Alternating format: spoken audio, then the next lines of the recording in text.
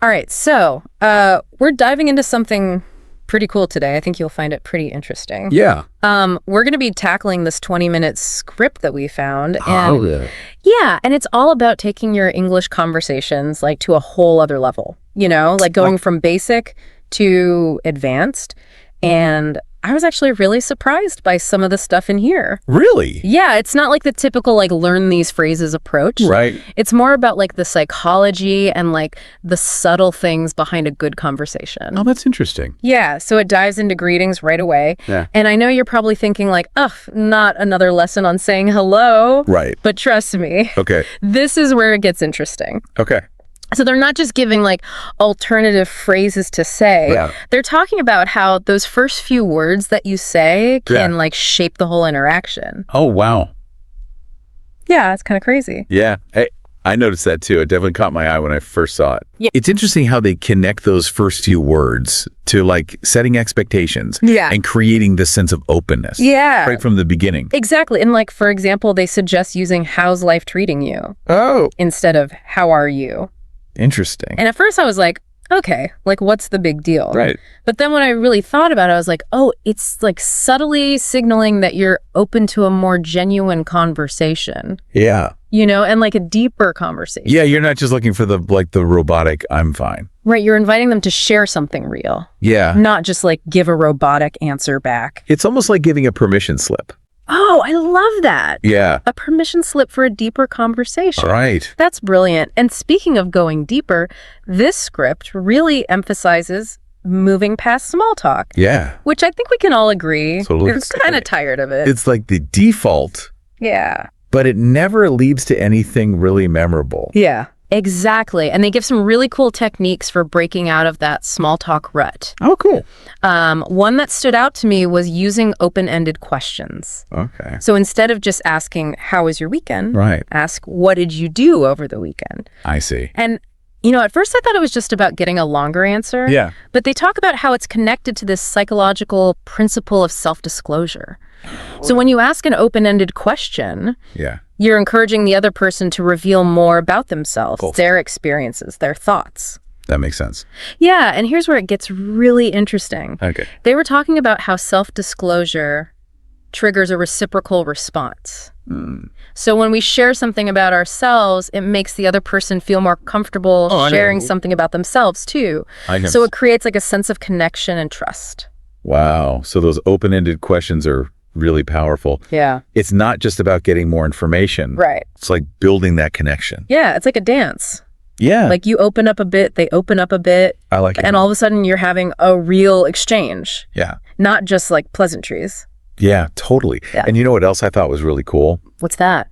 They talk about incorporating personal updates, Oh, yeah. but in a way that invites further conversation. Yes. So instead of saying like, oh, I'm so busy, Yeah. you say something like, work has been keeping me on my toes, but I'm learning so much. What about you? What have you been up to? Oh, I love that example. Yeah. Bro, it's so cool. Gives the other person something to hook on to. Yeah. Instead of just shutting down the conversation, Right. You're inviting them in Yeah. a little bit. even if it's just for a moment. Right. And it all goes back to that reciprocity thing. Like Yeah. when you share a little piece of yourself, Right. you're encouraging them to do the same. Keeps the conversation flowing. Yeah. Creates that mutual interest. Exactly. And it's like you're saying, hey, I'm interested in your, Yeah. I'm willing to share and I want to hear what you have to say. It's all about those subtle cues Yeah. that get the conversation going. Definitely going to try that one out. Yeah. And there's another technique they highlight that I thought was really insightful. Oh, what's that? They call it active listening. Okay. And it's basically going beyond just hearing the words Right. and actually demonstrating that you're engaged and genuinely interested. I think we underestimate that a lot. I know, right? The power of just showing that we care. It's huge. Yeah. And they give some really practical tips for doing this. Oh, cool. Like what? So like instead of just saying, that's cool, Yeah. Try saying something like, that's fascinating. How did you get into that? Oh, wow. Yeah. Or wow, I'd love to hear more about it. Those go beyond just acknowledging. Yeah. Like you really want to understand. Exactly. And it can be so powerful for building rapport. Yeah.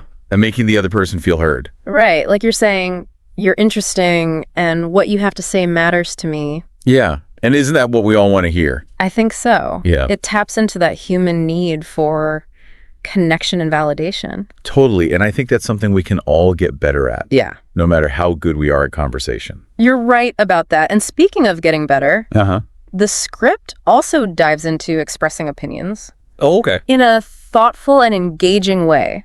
Okay. I'll admit, this is an area where I struggle sometimes. Oh, yeah. Yeah. How's like, that? I don't want to come across as too strong or dismissive, but I also want to be able to share my perspective. You want to be authentic. Yeah, exactly. Yeah, they tackle that head on in the script. They do. Yeah, they really encourage us to move beyond simple agreement or disagreement. Right. And actually share the why behind our opinions. Oh, that's good. Yeah. Like, instead of saying, I think that's a good idea, yeah. you could say, in my opinion, it's a great idea because it addresses X and Y. Right. However, I'm wondering about the potential impact on Z. That's a good example. Yeah. It adds so much more nuance and depth. It makes it more interesting. Yeah.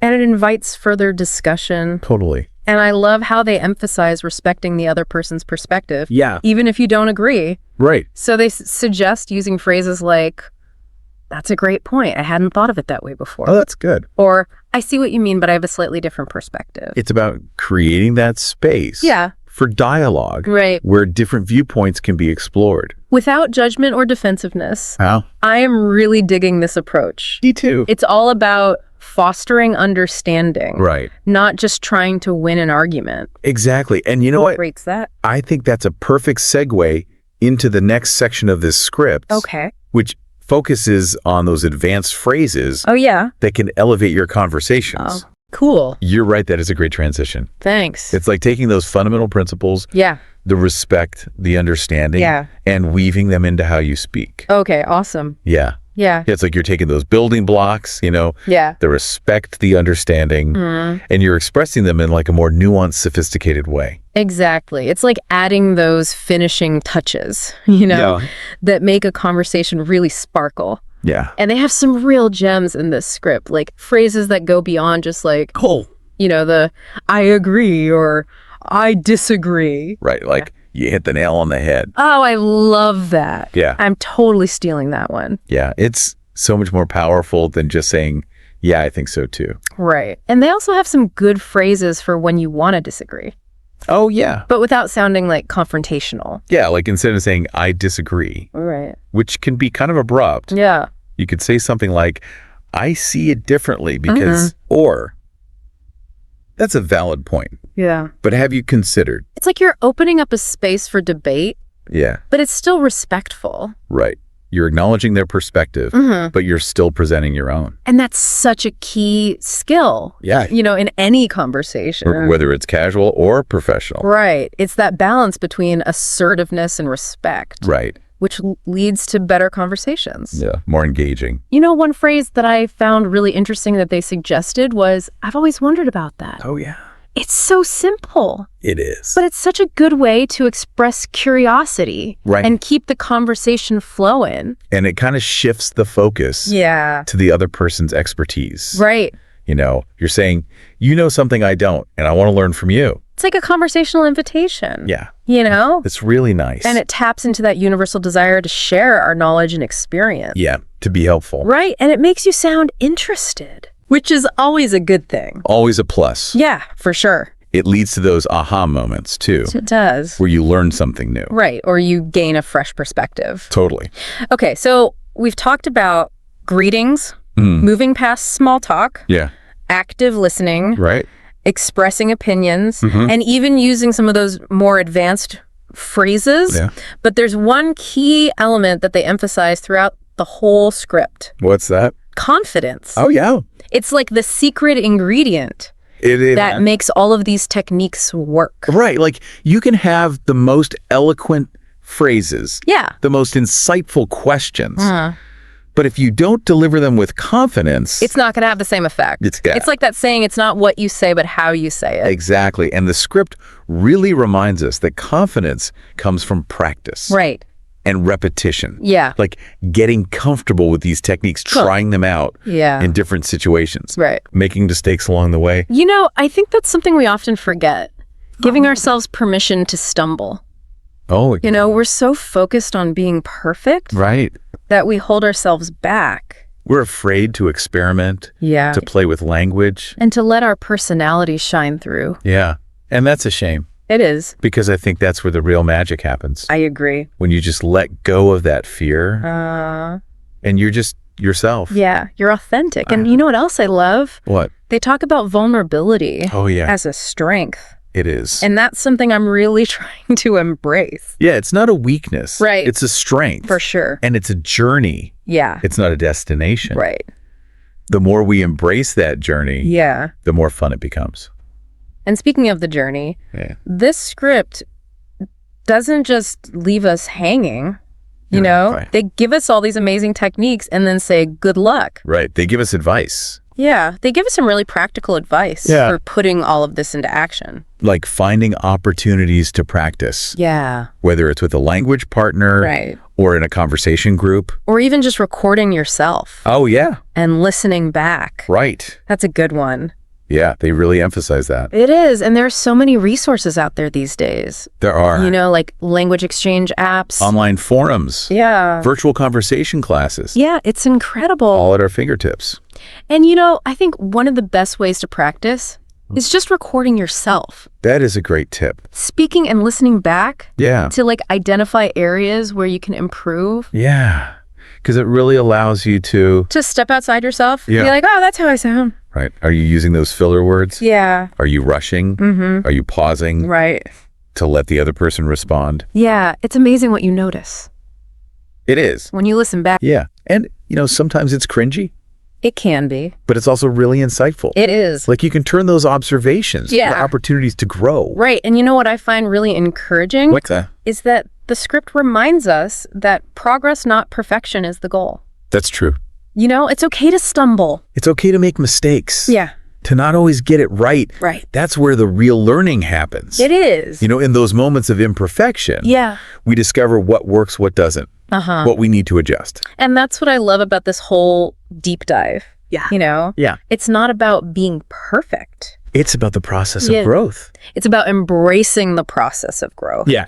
And continuously striving to be better. To be more confident. Yeah. More engaging. More authentic. More authentic. Yeah. Right. It's about recognizing that communication is a skill that we can always improve. And the more we invest in that, the more rewarding our interactions become.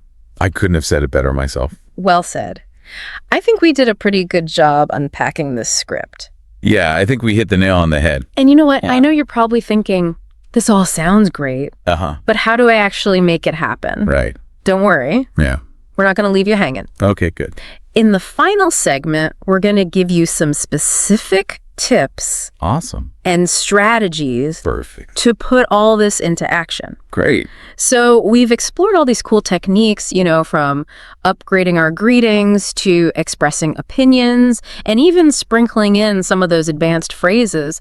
But how do we actually like make this happen, you know, in our everyday lives? Yeah, that's the real challenge, right? Like, it's one thing to understand it all, but actually putting it into practice. Yeah, exactly. It can be kind of daunting. Like, where do I even start? Right. Well, I think it helps to start with self-awareness. You know, like, pay attention to your current conversational habits. Like, what are your go-to phrases? Yeah. You know, are you asking open-ended questions? Are you really listening? Or just waiting for your turn to speak? That's such a good point. It's like taking inventory before you start adding new tools. Exactly. Yeah. Once you've kind of identified those areas where you can improve, you can start incorporating the new techniques, but it's going to feel awkward at first. Oh, totally. Yeah. I remember when I first tried to use more open-ended questions, it felt so forced and unnatural. Yeah. But then I realized that's just part of the process, you know? It's like learning any new skill. Right. It takes time and practice. It's like learning a new dance move. Exactly. You're going to step on some toes at first. Yeah. But the more you practice, the smoother it gets. And eventually you don't even have to think about it. It just becomes natural. Right. And speaking of practice, the script emphasizes finding opportunities to try out these techniques in a safe environment. Yeah, like a language partner or conversation group. Right. Where you can experiment without feeling self-conscious. And there are so many options now, like language exchange apps. Oh, yeah. Online forums. Virtual conversation classes. Amazing. And you know what? I think one of the best ways to practice is just recording yourself. Well, that's a good one. Speaking and then listening back. Yeah, you can really step outside of yourself and listen to how you sound. Are you using filler words? Are you rushing? Are you pausing? It's amazing what you can notice when you listen back. Yeah, it can be a little cringy. Yeah. But it's so insightful. It really is. And you can turn those observations into opportunities to grow. Right. And what I find really encouraging is that the script reminds us that progress, not perfection, is the goal. Yeah. It's okay to stumble. It's okay to make mistakes. You're not going to get it right every time. Right. That's where the real learning happens. It's in those moments of imperfection, where we figure out what works and what doesn't. Exactly. And that's what I love about this whole deep dive. Yeah, me too. It's not about becoming perfect overnight. It's about the journey. It's about embracing that journey of growth and continuously striving to be better communicators. More confident, more engaging, more authentic. Exactly. And recognizing that communication is a skill that we can always work on. Yeah. And the more we invest in it, the more rewarding those interactions become. Couldn't have said it better myself. So as we wrap up this deep dive, I want to leave you with a question. What kind of conversations do you want to be having? And what steps can you take today to start leveling up your communication skills? It's a journey worth taking. And remember, you don't have to go it alone. There are so many resources and communities out there to support you. So go out there, have those conversations, make those connections, and keep exploring the power of language. Awesome. Thanks for joining us for this deep dive. See you next time. Ever feel like you're just one or two phrases away from sounding like really fluent in English? Yeah. Well, we're diving into a podcast script today. It's called Fluent Conversations, and they say they found 15 of those magic words. Huh, interesting. Yeah, so it's not about sounding super smart, right? Right. It's about that natural flow you hear native speakers using I can explain something perfectly, but it'll still sound like I'm reading it from a textbook. Oh, for sure. So to show us how it's done, this script has a conversation between these two friends, Emma and Jake. Okay. To show these words in action. Okay, I like that. And then it breaks down each word. Gotcha. Ready to eavesdrop. Let's do it. Okay, so Emma starts by saying, I ran into Sarah yesterday at the mall. Okay. Now Jake, he jokes that he pictures her literally crashing into Sarah, which I thought was hilarious. Yeah. But it's funny because run into is one of those phrases that doesn't translate literally, it means to meet by chance. Yeah. But think about it. Doesn't it sound way more natural than just saying, I met Sarah? Oh, exactly. Yeah, it's casual, right? Yeah. Off the cuff. But I think there's even more to it than just being casual. Ooh, okay. So choosing ran into instead of met, it kind of shows a cultural preference. Okay. So in English, we often like to use more indirect language. Huh. Especially when we're talking about something that we weren't expecting, running into someone. I never thought about it like that. Yeah. So it's not just what you say, it's how you say it. Exactly. There's so much packed into these simple words. For sure. Okay, next phrase. Emma asks Jake, could you give me a hand with these boxes? Okay. Of course, Jake knows she just needs help, right? Right. Not a literal hand. Uh-huh. It's another example of this indirect language thing. Yeah, I was going to say definitely. So give me a hand. It makes it sound nicer, right? Yeah. It's more like we're working together, not me demanding something. Exactly. It assumes that we're already on good terms. Right. Interesting. So even when we're asking for help, English speakers, we like to beat around the bush a little bit. Well, it's not really avoiding the question. It's more about, Okay. being polite. Okay. And not sounding too direct or demanding. Makes sense. Okay, so then Emma says, we need to wrap up this meeting soon. Okay. So wrap up, I feel like this is one of those words that you can use all the time. Oh, yeah. Absolutely. In so many situations. It works for meetings, projects. Yeah. Even just conversations. Exactly. And what I think is so cool about this is it paints a picture in your mind, right? Right. It's like you're really tying everything up together. Yeah, I can almost see it. Yeah, and I think because it's so visual like that, it makes it more memorable. Oh, totally. Yeah, and easier to use. Okay, next one. Emma says, I'll keep an eye on your bag while you get coffee. Okay. So it's more than just watching it, right? Okay. There's responsibility there. Yeah. Saying, I got you covered. Yeah, and I think that's why it's so effective. It's there's that deeper meaning, Yeah. It's not just the words, but it shows the trust between Emma and Jake. Okay, up next, Emma says, hang on, I need to grab my jacket before we go. Okay. It's so simple, right? Yeah. But so important for every day. Oh, yeah. I use it all the time. Who hasn't yelled that running out the door? Yeah. But it's friendly, right? Yeah. It's not an order. It's just hey, wait a sec. It's just a quick little, hold on. Yeah. And it also, it implies it'll be quick, Yeah. You're not asking for a lot. Okay, now this next one, I feel this one in my soul. Okay. Emma says, I messed up my presentation, but my teacher was really understanding. Oh, yeah? Mess up. It's interesting, right? Yeah. Because it's like, it doesn't sound as bad as like fail. Fail sounds so final. Totally. This is more like you tripped up, but you can recover. Yeah. And it also shows that she's like taking ownership, Yeah. But without beating herself up too much about it. Which is good life advice in general, I think. Right. Okay, now Emma asks, Jake, can you drop me off at the bus station? Mm-hmm. Now this one's interesting. Oh, how so? Because it like kind of shows how we have certain social rules just with language. Oh, boy. Like you wouldn't just ask a stranger to drop you off. Right. You're kind of doing them a favor. Yep. It assumes you already go in that way and you're cool with going a little out of your way. Yeah, exactly. It's way more natural than saying like, can you please transport me to the bus station using your vehicle? Oh, my God, yeah. Okay, what does Emma say next? So Emma says, I'll check it out and let you know. Okay. It's like the perfect thing to say if you want to show you're interested. Oh, yeah, for sure. It's way better than just saying like, okay, Right. you're actually going to like do something. Yeah, exactly. Even though it's simple, Yeah. it shows you're like thinking ahead. Yeah. Which is good. Okay, then Emma mentions she has to come up with a good idea for our project. Oh, yeah, this is something we can all relate to. Ugh, tell me about it. Whether it's for work Mm-hmm. or just like trying to figure out what to make for dinner. Seriously. It's that mental struggle. Like you're trying to make something new. Okay, next up, Emma gets excited and says, I'm looking forward to our trip next week. Okay. This one is just like pure excitement, right? Yeah, exactly. Anyway. And it's cool how she brings Jake into it, Yeah. by saying our trip. Yeah. It makes them like closer because they're both excited. Okay, but then reality hits. Emma says, I need to figure out how to fix this problem. Yeah. We've all been there. Oh, for sure. This just shows, like, you're not going to give up. Right. You're going to find a way to fix it. Exactly. So we already saw her mess up earlier, and now she says, I was late, but I made up for it by bringing coffee. Oh, nice. Smooth, right? Right, yeah. Like, you messed up, but you're going to make it right. Yeah, it's like a little apology, but without actually saying sorry. I like that. It's like, you messed up, Mm-hmm. but you're trying to fix it. Okay, then things get a little dramatic. Jake says he passed out from exhaustion. Okay. So it means to faint, right? Yeah. But by adding, like, from exhaustion, Right. you really know how tired he must have been. Like, he couldn't stay awake. Yeah. Okay, we're getting to the end of their conversation, and Jake says she showed up late to the party.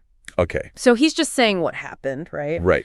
But showed up, it kind of sounds like he's, like, judging her a little. Yeah, like it was her choice to be late. Yeah. Not something, that she couldn't control. Interesting. Yeah. So even a little word like that, it can show what you really think. Okay, finally, Jake says we had to put off our meeting until next week. Mm. I feel like this is so much nicer than saying we canceled. Oh, It's not gone forever. Right. It's just waiting for a better time. Yeah, like we're still committed. Exactly. So that's all 15 words Yeah. in action. That was cool. And remember, the podcast, we're deep diving into fluent conversations. Mhm. They give you a challenge. Oh, fun. So they have 3 sentences. Okay. And you have to figure out which word fits best. Okay. First one, I link my keys, and now I can't find them anywhere. Oh, I hate when that happens. So relatable. The perfect word is messed up Okay. because it's your fault, and you're like frustrated because of it. Second challenge, I'll blank your dog while you're on vacation. Okay. So this one is all about taking care of something, right? Right. So the answer is keep an eye on. Much better than saying, like, I will supervise your canine. Oh, my God. Yeah. Way too formal. Okay, last challenge, let's blank dinner until next week. Okay. So we're just moving it to later. Yeah. The best word here is put off. It's like hitting the pause button. Exactly. I love how, like, effortlessly those words fit into the sentences. Yeah. It's like they were made for them. And that's why it's so important to master these, like, everyday words. Right. Because they make you sound so much more fluent. Exactly. It's like building blocks for your conversation. So we learned a lot, huh? Yeah, I think so. Just from those 15 words. Right. And just like hearing them in a normal conversation. It's kind of crazy how much we can pick up just from that. It really shows you that like fluency isn't about, knowing every word in the dictionary. Right. It's more about like how you use those words to connect with someone. To really get your point across. Exactly. Yeah. So what does this all mean for, like, our listener? Well, it means they can like totally improve their fluency Okay. just by like looking at the phrases they use every day. Yeah. Instead of just saying stuff without thinking. Right. Like actually think about why you're using that word. Okay. Yeah. And like how it makes the other person feel. Yeah, that makes a lot of sense. And if you can do that, you'll sound so much more natural. And confidence. So, okay, we get it. We got to use the right words. But, like, how do we actually do that? Good question. Well, I have a challenge kind of like in the Fluent Conversations podcast. Okay. Think about some other simple phrases that you could start using today. That would make us sound like more natural. Exactly. Ooh, that's a tough one. Yeah, but I think like one thing you could do is like pay attention when you're watching a movie Okay. or a TV show and see how they say things. Oh, yeah, steal their lines, basically. And then, like, actually use them when you're talking to someone. Right, don't be scared to try it out. Yeah, and see what works, see what feels good. Exactly, it's like a little experiment. I love We that. could even like all share what we find. Oh, yeah, that would be cool. Everyone can like learn from each other. Because at the end of the day, language is about connecting with people, right? Yeah, it's about like building relationships, sharing what you think. Exactly. And the better you are at English, the easier that is to do. So true. So keep exploring, keep experimenting, and keep those conversations flowing. Couldn't have said it better myself. Until next time, happy language adventures. All right, buckle up, because today we're diving deep into something you specifically requested. Oh, yeah. Boosting your vocabulary. Yes. For more fluent and confident English. It's going to be good. Now, before you panic, we're not expecting you to memorize the entire dictionary. Not at all. This is about those key words, the kind that can make a real difference in how you express yourself, especially in those situations you mentioned where you want to feel more confident and articulate. Exactly. And luckily, the source material we're using is super organized with 60 powerful words. Wow. Grouped into 6 helpful categories. I like it. Though it is kind of funny that the source itself is structured like a podcast episode. Very meta. Yeah. But we'll skip those instructions and jump right into the good stuff. Okay, let's unpack this first category, expressing opinions. Okay. The first word that jumps out at me is concur. Ooh. It just sounds so much more decisive than a plain old I agree, you know? Absolutely. Concur implies you've actually considered the information and come to a thoughtful agreement, which could be especially powerful, say, in a professional setting, Right. where you want to project competence. Oh, that's a good point. It's not just about using fancy words. It's about choosing the right word to convey the specific message you want. Exactly. And speaking of conveying messages, the next word, imply, reminds me of something you mentioned. Uh-huh. You said you sometimes struggle to give feedback delicately. Oh, yeah. Well, imply could be your secret weapon there. Ooh, tell me more. So instead of directly criticizing, you can imply your suggestion. Okay. For example, instead of saying that report was too long, Right. you could say, I wonder if the report's key points could be summarized more concisely. Oh. You're implying that it needs to be shorter without directly saying it. That's brilliant. It softens the criticism while still getting the message across. I can definitely see myself using that.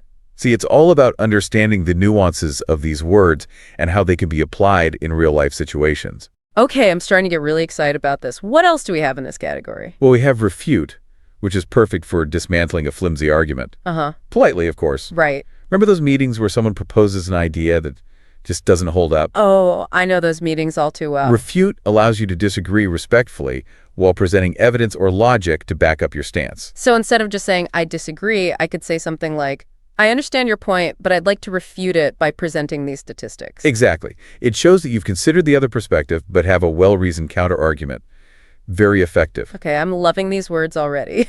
Now, what about this pair, imply and infer? I always get those mixed up. Ah, yes, a classic linguistic conundrum. Remember that example we just discussed about implying feedback? Yes. Well, if someone inferred from your subtle suggestion that the report needed to be shorter, Right. that would be on them drawing a conclusion from what you implied. Okay, so imply is on the speaker side and infer is on the listener side. Got it. You got it. Now, there's another word of this category that I think would be particularly useful for you. Okay. Assert. You mentioned wanting to be more vocal in meetings, right? Oh, yes. Sometimes I feel like I fade into the background a bit. Well, assert is your power word. Imagine yourself saying, I want to assert that we need to prioritize user experience in this project. Wow. I can already feel the difference. Assert just has this air of confidence and conviction. Exactly. It shows that you're not afraid to speak your mind and that you believe in the value of your contributions. This is fantastic. I'm already feeling more empowered to express my opinions effectively. Okay, what's next on our vocabulary adventure? Let's move on to personal qualities. This category is all about the words that describe who we are at our core. Ooh, this sounds intriguing and a little bit introspective, perhaps. Absolutely. For example, we have meticulous, Okay. which describes someone who pays incredible attention to detail. Right. Now, thinking back to your work, Mm-hmm. I know you take pride in delivering high-quality results. Would you say meticulous is a word that resonates with you? Definitely. I'm always striving for perfection, whether it's editing a script or organizing an event. So owning that word and using it to describe your work ethic could really enhance how others perceive your strengths.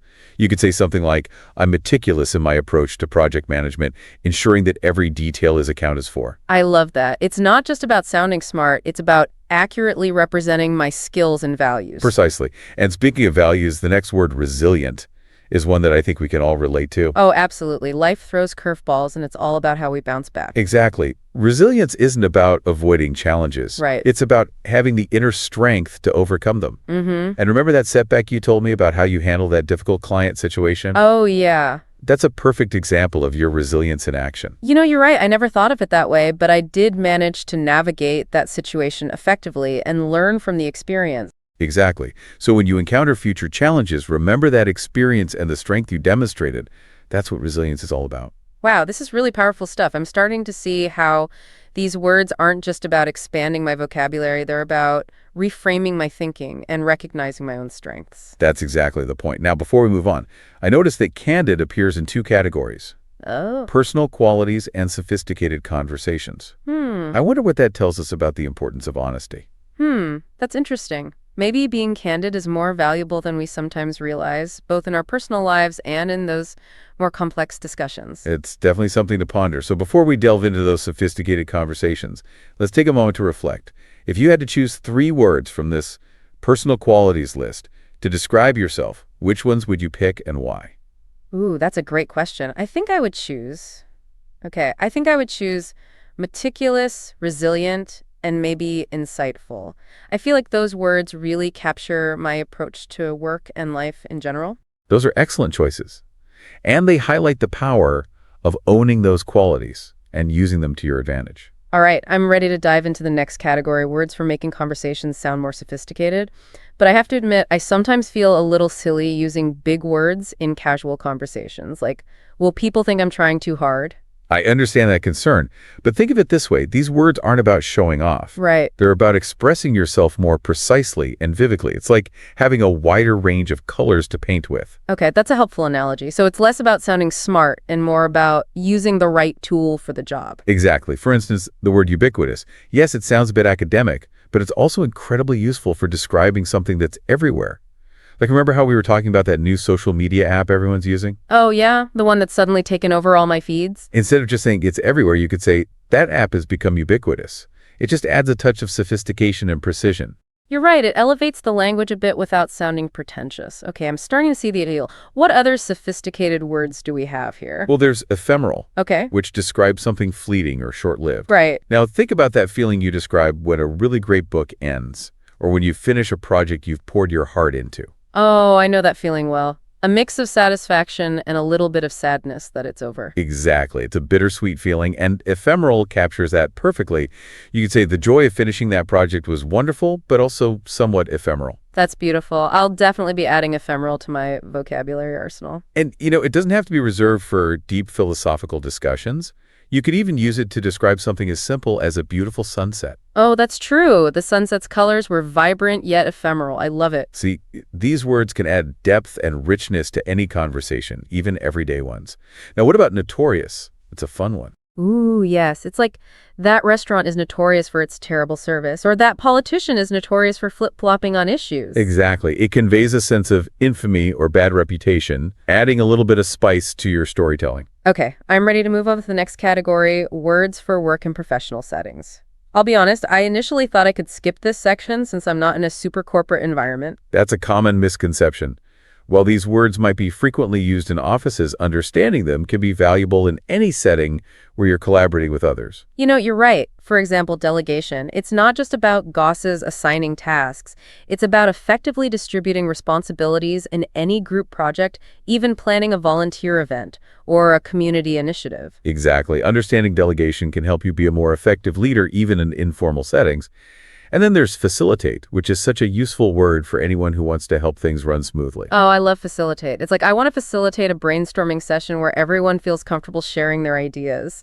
Exactly. It implies a sense of guidance and support, creating an environment where everyone can contribute effectively. Now, I know you mentioned sometimes feeling overwhelmed by group projects. Delegation and facilitate are perfect examples of words that can empower you to take charge and guide those projects towards success. Wow, that's a really empowering perspective. I'm already feeling more confident about handling those collaborative situations. And even a word like synergy, which might make you roll your eyes a bit. Oh, definitely. It's such a buzzword. It is. But putting aside the corporate jargon, the underlying concept is actually quite valuable. Synergy is about recognizing that the combined effort of a group can be greater than the sum of its individual parts. Okay, when you put it that way, it does make sense. It's about the power of collaboration and how different skills and perspectives can come together to create something truly amazing. Exactly. And that's a powerful concept to understand regardless of your work environment. All right, I'm starting to see the value in these work and professional settings words. They might not be the most glamorous, but they are incredibly useful for clear communication and effective teamwork. And speaking of clear communication, let's move on to a category that's all about expressing ourselves authentically, emotions and reactions. This is where things get really interesting. Oh, I love this category. These words are so much more nuanced and evocative than just saying happy or sad. Exactly. It's like having a whole spectrum of colors to describe the complexities of human emotion. For example, exasperated. It perfectly captures that feeling of utter frustration and annoyance, like when you're dealing with a never-ending queue or a computer that just won't cooperate. Oh, tell me about it. I felt that way just this morning when I was trying to book a flight online and the website kept crashing. I can imagine it's much more specific and vivid than just saying annoyed, right? Absolutely. And then there's elated. It's not just happy. It's a feeling of pure joy and exhilaration, like when you achieve a long-awaited goal or receive wonderful news. Exactly. And what's interesting is that understanding a wider range of emotion words can actually help us to better regulate our own emotions. Oh, how so? When we can accurately label our emotions, we can start to understand the triggers that cause them and develop strategies for coping with challenging situations. That's so true. If I can pinpoint exactly what I'm feeling, it's easier to figure out how to address the issue or shift my mindset. It's like having a roadmap for my own emotional well-being. Exactly. It's about becoming more emotionally intelligent, both in understanding ourselves and in empathizing with others. Okay, this is fascinating. So it's not just about expressing ourselves, it's about understanding the emotions behind the words. Precisely. And speaking of understanding, how are you feeling right now? Let me see. I think I'm feeling a mix of intrigued and inspired. This deep dive is really opening my eyes to the power of language. That's wonderful to hear, and it's a perfect example of how expanding our vocabulary can enhance our self-awareness and emotional intelligence. All right, I'm excited to explore our final category, words for everyday conversations. These are the words we use all the time, but maybe we could be using them more effectively. Exactly. It's about refining our everyday language to express ourselves with greater clarity and impact. For example, the word tedious. We all have those tasks or activities that we find boring and repetitive. Oh, absolutely. Filing paperwork, cleaning the bathroom, waiting on hold. The list goes on. Exactly. But instead of just saying, ugh, this is so boring, you could say, this paperwork is incredibly tedious. It just adds a touch of eloquence to your complaint. Huh, I love that. It's like elevating the art of complaining. Precisely. And then we have substantial. Okay. Which is a word you can use to describe something significant or meaningful. Right. It could be a substantial meal, a substantial accomplishment, or even a substantial improvement in your communication skills. Ooh, I like that. It adds a sense of weight and importance. Exactly. And finally, we have inevitable, which is a great word to use when discussing trends or events that seem certain to happen. Like, it's inevitable that technology will continue to advance at a rapid pace, or it's inevitable that this cake will be devoured in minutes. Huh. Both excellent examples. You know, I'm really impressed with how versatile these everyday conversations words are. They might seem simple at first glance, but they can add so much depth and nuance to our everyday language. Exactly. It's all about choosing the right words to convey our thoughts and feelings with precision and clarity. And remember, this deep dive is just the beginning of your vocabulary journey. That's right. It's about continually exploring language, experimenting with new words, and finding those hidden gems that allow us to express ourselves more authentically and effectively. And who knows, maybe one day you'll be the one casually dropping ephemeral and ubiquitous into everyday conversations, leaving everyone in awe of your eloquence. Huh, I wouldn't mind that, but seriously, this has been such an eye-opening experience. I'm feeling inspired to pay more attention to my language and to embrace the power of words. That's fantastic. And remember, the journey of language exploration is a lifelong adventure. There's always something new to learn, and the possibilities for expression are endless. You know, as we wrap up this deep dive into powerful vocabulary, Right. I think it's important to remember that this isn't just about sounding smarter. Absolutely, it's about so much more than that. Right. We've talked about how the right words can help you be more persuasive in meetings, Yes. give feedback more delicately, even navigate those tricky group projects you mentioned. Precisely. A richer vocabulary is like having a sharper set of tools. It allows you to Express yourself with more nuance and precision, whether you're writing an email, giving a presentation, or just having a casual conversation. It's like the difference between using a bull knife and a razor-sharp one. Oh. You can still get the job done with the dull knife, but the sharp one makes it so much easier and the results are so much cleaner. I love that analogy. And just like with any skill building, a strong vocabulary takes practice. Totally, but it's not about memorizing a bunch of fancy words and then awkwardly shoehorning them into every sentence. Definitely not. It's about understanding the subtle shades of meaning, the contexts in which certain words are most effective, and then using them in a way that feels natural and authentic to you. So it's not just about the quantity of words we know, it's about the quality of our understanding and how we use them. Exactly, and that's where the real power lies.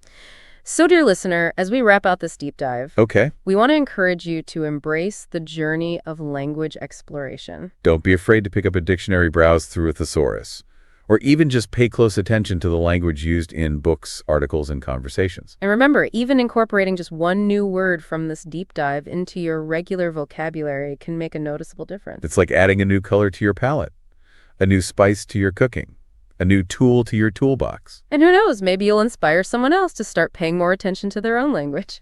Exactly. And that's how we create a ripple effect, raising the level of communication and understanding for everyone. So with that in mind, we encourage you to go out there and experiment with your newfound vocabulary. Don't be afraid to make mistakes. Yes. To play with words and to discover the endless possibilities of expression. Because the power of language is within your grasp. And the journey of learning is one that never truly ends. That wraps up our deep dive into powerful English vocabulary. We hope you've enjoyed this exploration and that you'll continue to discover the magic and the power of word. Until next time, happy communicating. All right, so today we're going to be looking at something that you might think you've already mastered. Formal versus informal English. Yeah. You're probably already pretty good at it, right? Most people are, yeah. But we are going to go beyond just good. We're going for masterful. I like it. We're unlocking a secret code today. A secret code. To help you tailor your communication. To make the maximum impact possible. Right. Whether you're trying to, be super credible in the boardroom or just bond better with your friends. Yeah, and that's the key, isn't it? It's not just about knowing the rules, but it's about understanding the why behind them. The why. Yeah, like why does a certain word choice make us feel a certain way? How do these subtle shifts in language, really impact our perceptions and interactions? Yeah, and we're basing this deep dive on a podcast called Conversations. And one of the things that really surprised me was how easy it is to sabotage yourself by using the wrong level of formality. Oh, interesting. Like, imagine you're at a networking event. And you're trying to, project this air of confidence and professionalism. But instead of saying something like, "Excuse me, would you mind if I joined your conversation?" Whoa. You blurt out, "Yo, can I hang with you guys?" Oof, yeah, that's cringeworthy. Right. Yeah, it really highlights how these small choices we make can have a big impact on how we're perceived. Totally. It's not just about grammar. It's about social intelligence. Ooh, I like that. Understanding the unspoken rules of communication. Yeah. And using them to your advantage. Yeah, the podcast had this great example that really stuck with me. They compared the phrases, "I'm afraid I must decline your offer," to "Sorry, but I'll have to say no." Yeah. And it just made me realize that even when the message is the same, the feeling is totally different. Absolutely. The first one feels very stiff and distant, almost like you're putting up a wall. Right. The second one is much warmer, more human. Yeah. Even though it's still saying no. Yeah. It shows you can be direct, but you don't have to be harsh. So how do we break down this code of formality? Well, Fluent Conversations identified 3 key elements. And the first one is vocabulary. Vocabulary, I think about it this way. Every word carries a certain weight, a certain formality level. For instance, require versus need, inquire versus ask. Yeah. Even something simple like assist versus help. Oh, interesting. These little swaps can instantly elevate your language or make it more approachable. So it's not just about using fancy words. It's about understanding which words fit the situation. Exactly. It's about matching your vocabulary to the context and to the person that you're speaking with. And it goes beyond individual words. Sentence structure plays a big role as well. Sentence structure? Yeah, the formal language tends towards longer, more complex sentences. Often using the passive voice. Like, the report was submitted by the deadline. Instead of, "I sent in the report on time." That's a great example. The first one feels detached and objective. right? Yeah. More appropriate maybe for formal reports or academic writing. Yeah. Informal language, though, it embraces contractions and phrasal verbs. It has a more relaxed conversational flow. Yeah. It's about creating that sense of connection, immediacy. And of course, we can't forget about punctuation and greetings. Oh, yeah. I mean, obviously, Dear Mr. Johnson versus Hey, Alex is a pretty clear distinction. Right. But what about the subtle stuff? That's where it gets interesting. Even something as simple as how you sign off an email. Oh. Sincerely versus best. Yeah. Can convey a lot about your relationship with the recipient. Right. And the tone of the message. It's like the finishing touch that sets the seal on the whole communication. So how do we put all this knowledge into practice? Well, it's one thing to understand the theory, but yeah. how do we actually use it in different situations? Right. Well, that's where context comes in. Fluent Conversations did a good job at breaking it down, Okay. by looking at specific situations. Okay. Like emails or meetings or even casual chats. That's super helpful. So let's start with emails. I feel like those can be tricky. Oh, yeah. Because you want to sound professional, but not like stiff, Where emails often straddle that line between formal and informal. Right. You're not writing a legal document. Yeah.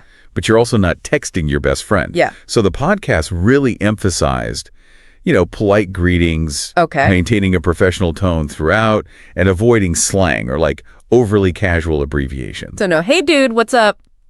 It's my boss. Probably a good idea to avoid that, yeah. Okay, good rule of thumb. What about meetings and presentations? Yeah. Those feel like they're more on the formal end of the spectrum. They often are, yeah, especially in professional settings. Yeah. The podcast really highlighted the importance of using transitional words and phrases to guide the listener through your ideas. Okay. Things like, furthermore, in addition, on the other hand, these little words can make your presentation sound much more structured and polished. It's like you're building a case, almost. Exactly. Leading them to your conclusion. Right. And, those polite phrases we talked about earlier, like, could we possibly discuss, or I'd like to propose, those become even more important in these kind of settings. Right. Shows respect for everybody's time and input. Okay, so we've covered emails and meetings. What about more casual interactions? Sure. Like friendly chats or texts? Yeah, that's where you can loosen up a bit, Contractions, phrasal verbs, even emojis are all fair game. Right. Depending on your relationship with the person. But how do you make sure that you're not crossing the line? Oh, yeah. Like, I once accidentally called my professor dude in an email. Oh, no. Oh, I wanted to die. We've all been there. Yeah. I think the key is just being really mindful of your audience and the overall context. Context. Yeah. It's like choosing the right outfit, right? Okay. You wouldn't wear a ball gown to a backyard barbecue. Right. And you wouldn't show up to a job interview in sweatpants. That's a great analogy. So it's all about matching your communication style to the situation. But Fluent Conversations also warn about some common pitfalls. Oh, yeah, for sure. That we can fall into even when we're trying to be careful. Right. One of the biggest ones is overusing fancy words. Oh, yeah. It's tempting to try and sound impressive. Oh, totally. But sometimes a simple word is way more effective than a complex one. Right. Clarity should always be the goal. It's like, don't use a $5 word when a 50-cent word will do. Exactly. Another common pitfall is mixing formal and informal language at the wrong time. Right. It creates this jarring effect, like hearing a classical pianist suddenly break into a rap song. Oh, I'm cringing just thinking about it. And, the podcast also mentioned cultural differences. Oh, right. Which is something I hadn't really considered before. Yeah. That's a crucial element, Yeah. What's considered polite and respectful in one culture could be seen as overly formal. Right. Or even rude in another. Wow. For example, in some cultures, it's totally normal to address people by their first names, even in a professional setting. Yeah. But in other cultures, using titles and last names is essential even when you know the person well. So it's not just about knowing the rules of English. Right. It's about understanding the cultural context as well. It does. It adds a whole other layer of complexity. Totally. But it also makes communication so much more interesting. Right. It's about bridging those cultural gaps and finding ways to connect authentically. I like that perspective. So we've talked about the pitfalls. What are some strategies for avoiding them? Is it just practice? Practice. Absolutely. Practice is key. Okay. Fluent Conversations had some great suggestions, like rereading emails before you send them. Okay. Getting feedback from like a trusted colleague or friend. Yeah. And even role-playing different situations. Okay. To get comfortable with both formal and informal styles. I remember they also suggested that role play exercise. Oh, yeah. where you write a formal email and then an informal text message about the same topic. Yes. Have you tried that one yet? Oh, yeah. It was How'd it go? It was challenging, but it was really eye-opening. Interesting. I'd love to hear about it. Yeah, so I decided to use the scenario of asking for a deadline extension. Okay, classic. Yeah, right. So for the formal email to my professor, I channeled everything we talked about. Okay, let me guess. Polite greetings, clear explanation, respectful tone. Exactly, yeah. It felt like I was stepping into a different persona. It's interesting how language can do that, right? Like we can embody different roles just by changing the way we speak. Yeah, and then writing the informal text to a friend about running late because of that same deadline. It was like switching from a waltz to a hip-hop dance. I bet what stood out to you the most, writing in those two contrasting styles. It made me realize just how much we adjust our language without even thinking about it, Yeah, it's subconscious. Right, but being conscious of those choices Right. gives you this whole new level of control. Yeah, that awareness is what makes a good communicator a great communicator. Yeah, Fluent Conversations also mentioned how formal versus informal language has evolved over time. Oh, that's a fascinating topic. Isn't it? Yeah. It's crazy how language is like this living, breathing thing. It is. Constantly changing. Yeah, the Nutcast talked about how centuries ago, formal language was so much more elaborate and ornate. Right. Makes you appreciate how simple things are now. Well, simpler, maybe, but also more nuanced. That's true. Think about all the changes we've seen with technology and the internet and mass media. Right. They've all had such a profound impact on the way we communicate. Yeah. Like the lines between formal and informal are constantly being blurred. Totally. Like emojis and internet slang and abbreviations have become a part of everyday language. It really makes you wonder what future historians will make of it all. I know. It's kind of wild to think about. Yeah, it shows how language is this reflection of our culture and values. What we see as acceptable now might have been unthinkable a few decades ago. So how do we make sure we're communicating effectively in this constantly evolving landscape? That's the question, isn't it? It feels like the rules are always changing. Right. I don't know if the rules are changing, but I think they're definitely expanding. Okay. Yeah. The key is to just stay curious and adaptable. Okay. Pay attention to how language is used in different situations. Yeah. Whether it's a news article or a social media post.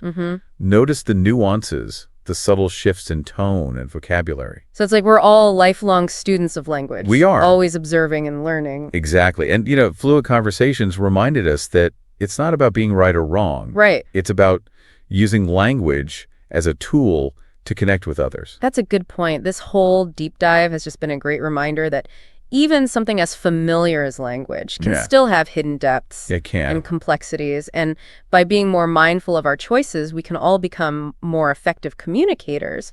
We can build stronger relationships and just navigate the world with more confidence, Couldn't have said it better myself. Well, I think that's a great place to wrap up. I think so too. So listeners, remember, language is power.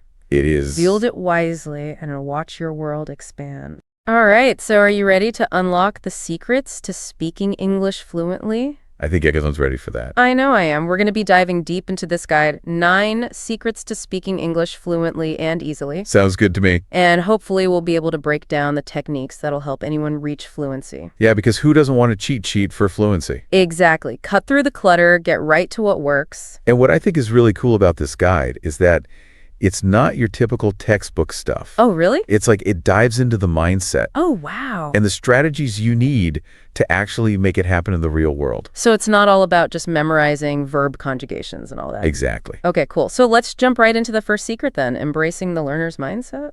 Okay. Sounds pretty basic, but what does that actually look like, in practice? It's all about seeing those stumbles, those fumbles, those inevitable mistakes as like opportunities to learn. Okay. Instead of like beating yourself up over them. Yeah. Like imagine you're learning to play a really complex piece of music on the piano. Oh, gosh. You wouldn't expect to just nail it on the first try, would you? Definitely not. I'd be hitting all the wrong notes, probably. Exactly. And each one of those like mistakes, they're giving you valuable feedback. They're telling you, okay, adjust your technique here, and eventually you'll get to that flawless performance. I like that analogy a lot. And language is so similar. Oh, yeah. Like every time you kind of mess up, you're actually gaining these insights into how this amazing language works. That's true. I remember when I was learning Italian, Oh, yeah. I kept using the wrong preposition for this one particular sentence structure. Oh, gosh. And it was so frustrating. But instead of giving up, I decided to really analyze it, like what was going on there. And you know what? I ended up discovering this subtle little nuance that I had completely missed before. Oh, wow. And my understanding of prepositions just like skyrocketed after that. That's a perfect example of how just reframing those mistakes can lead to these breakthroughs. Totally. But like, how can someone listening actually cultivate this learner's mindset? Like, what are some practical things they can do? Well, this guide actually gives a couple of really good practical methods. Okay. One is to start a progress journal. Okay. It doesn't have to be anything fancy. Just take a few minutes each day to jot down what you've learned, maybe what went well, what you struggled with. Okay. Because then when you look back and you see how far you've come, it's incredibly motivating. I love that. I love the progress journal idea because it's like a tangible record of your growth. Yes. Especially on those days where you feel like, ugh, I'm not getting anywhere. You can look back and be like, wow, I've come a long way. It's so powerful. Yeah. What about like rewarding yourself for those wins, even the small ones? Does that tie into this? Oh, absolutely. Celebrating those milestones helps reinforce positive learning habits. Okay. And it keeps you motivated, whether it's a small treat Yeah. or watching an episode of your favorite show. Yeah. Even just taking a break to do something you enjoy. Those little rewards, they go a long way. I like that. All right, so let's move on to secret number 2. Speaking as often as possible, even if you're alone. Okay. You know, I have to admit, I've definitely caught myself like having conversations with my plants in English before. I think we've all been there. But, I mean, is that actually helpful? It might sound a little silly, Yeah. but there's actually some solid science behind this. Okay. Because every time you speak, you're engaging those muscles that are involved in producing those specific sounds. I've never thought about that. It's like working out at the gym, but for your vocal cords and your brain. Oh, wow. I remember when I was getting ready for a big presentation in Spanish, Okay. and I was pretty nervous about it, so I started practicing out loud, even when I was alone in my apartment. You were just talking to yourself. Yeah, I would like pace around talking to this imaginary audience, asking them questions, responding to their reactions. Oh, wow. It felt a little awkward at first, Yeah. but the more I did it, the more natural it became. So it's all about building that muscle memory. Yes. Getting your brain and your mouth used to forming those sounds. Exactly. Cool. And the best part is you can do it anytime, anywhere. All right. You know, narrate your day, have these imaginary debates, sing along to English songs. Just get those words flowing. Exactly. Just find those opportunities to speak and let it flow. Speaking of flow, that leads us perfectly into the next secret, Okay. which emphasizes the power of listening. Why is listening so important for fluency? Well, think about how we all learned our first language. We spent months, maybe even years, just absorbing those sounds and patterns Right. before we ever even uttered a word. Yeah.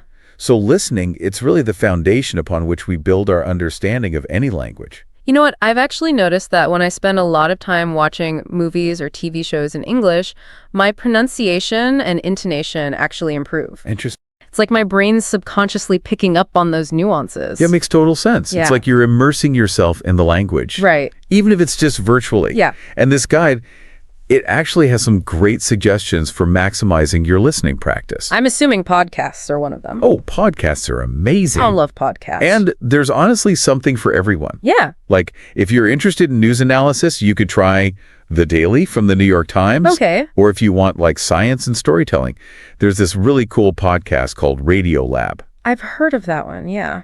And if you're looking for something a little more humorous, Okay. I highly recommend My Dad Wrote a Porno. That sounds hilarious. So funny. Okay, I'll have to check that one out. And of course, we can't forget about music. Of course not. Such a great way to not only pick up new vocabulary and idioms and slang, but also just to kind of get that pronunciation and intonation in a fun way. Right. Because it's way more fun than just doing drills. Yes, exactly. Singing along. So much more enjoyable. Much better. Okay, now let's get into the nitty-gritty of language learning. All right. Secret number 4, chunking and collocations. Love these. Can you break down for us what those are and why they're so important for fluency? Okay, so imagine you're building a house. Okay. It would take forever if you had to lay each brick one by one, right? Yeah, that would be very time-consuming. Chunking and collocations are like having these prefabricated walls and roof sections. Okay. So you could assemble things much faster Okay. and create a more like cohesive structure. I'm liking this analogy. So instead of focusing on individual words, we should be looking for these chunks of language. Yes. And these chunks are called collocations. Okay. They're so common in English. Okay. For example, we say heavy rain, Okay. not strong rain. Oh, that's interesting. Or make a decision, Yeah. not take a decision. I see. I think I do that sometimes.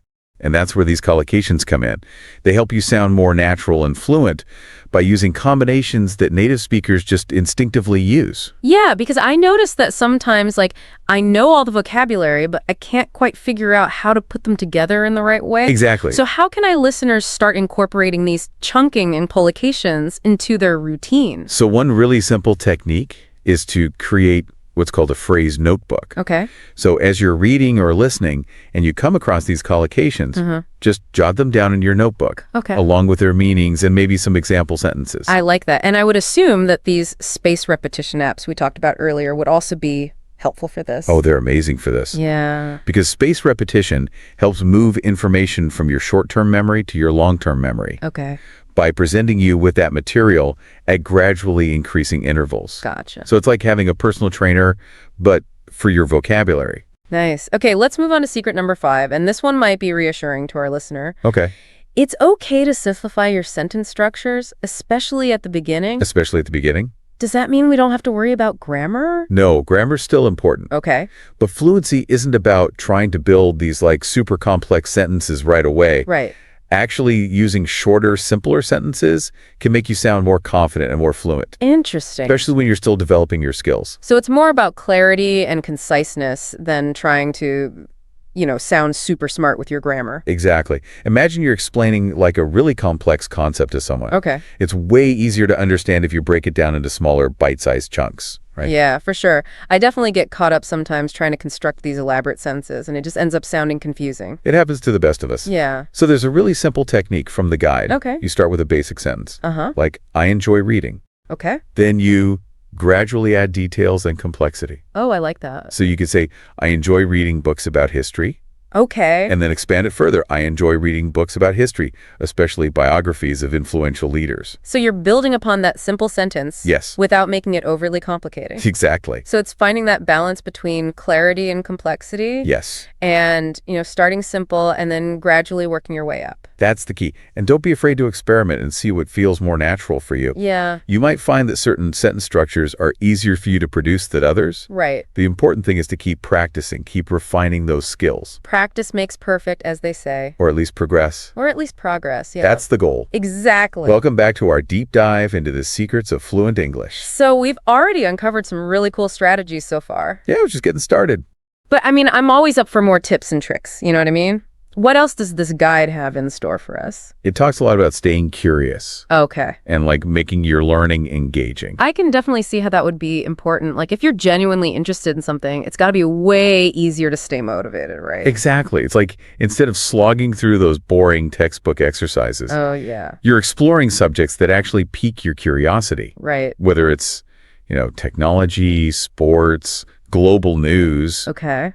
Even something like cooking or fashion. Ooh, fashion. That's a good one. Like imagine diving into the world of like fashion magazines and blogs and documentaries all in English. Yeah. You'd not only be picking up new vocabulary, but you'd also be gaining these insights into like cultural trends and perspectives. Totally. That's exactly what it's all about. Okay. And it brings us to another important aspect of fluency, cultural immersion. Oh, okay.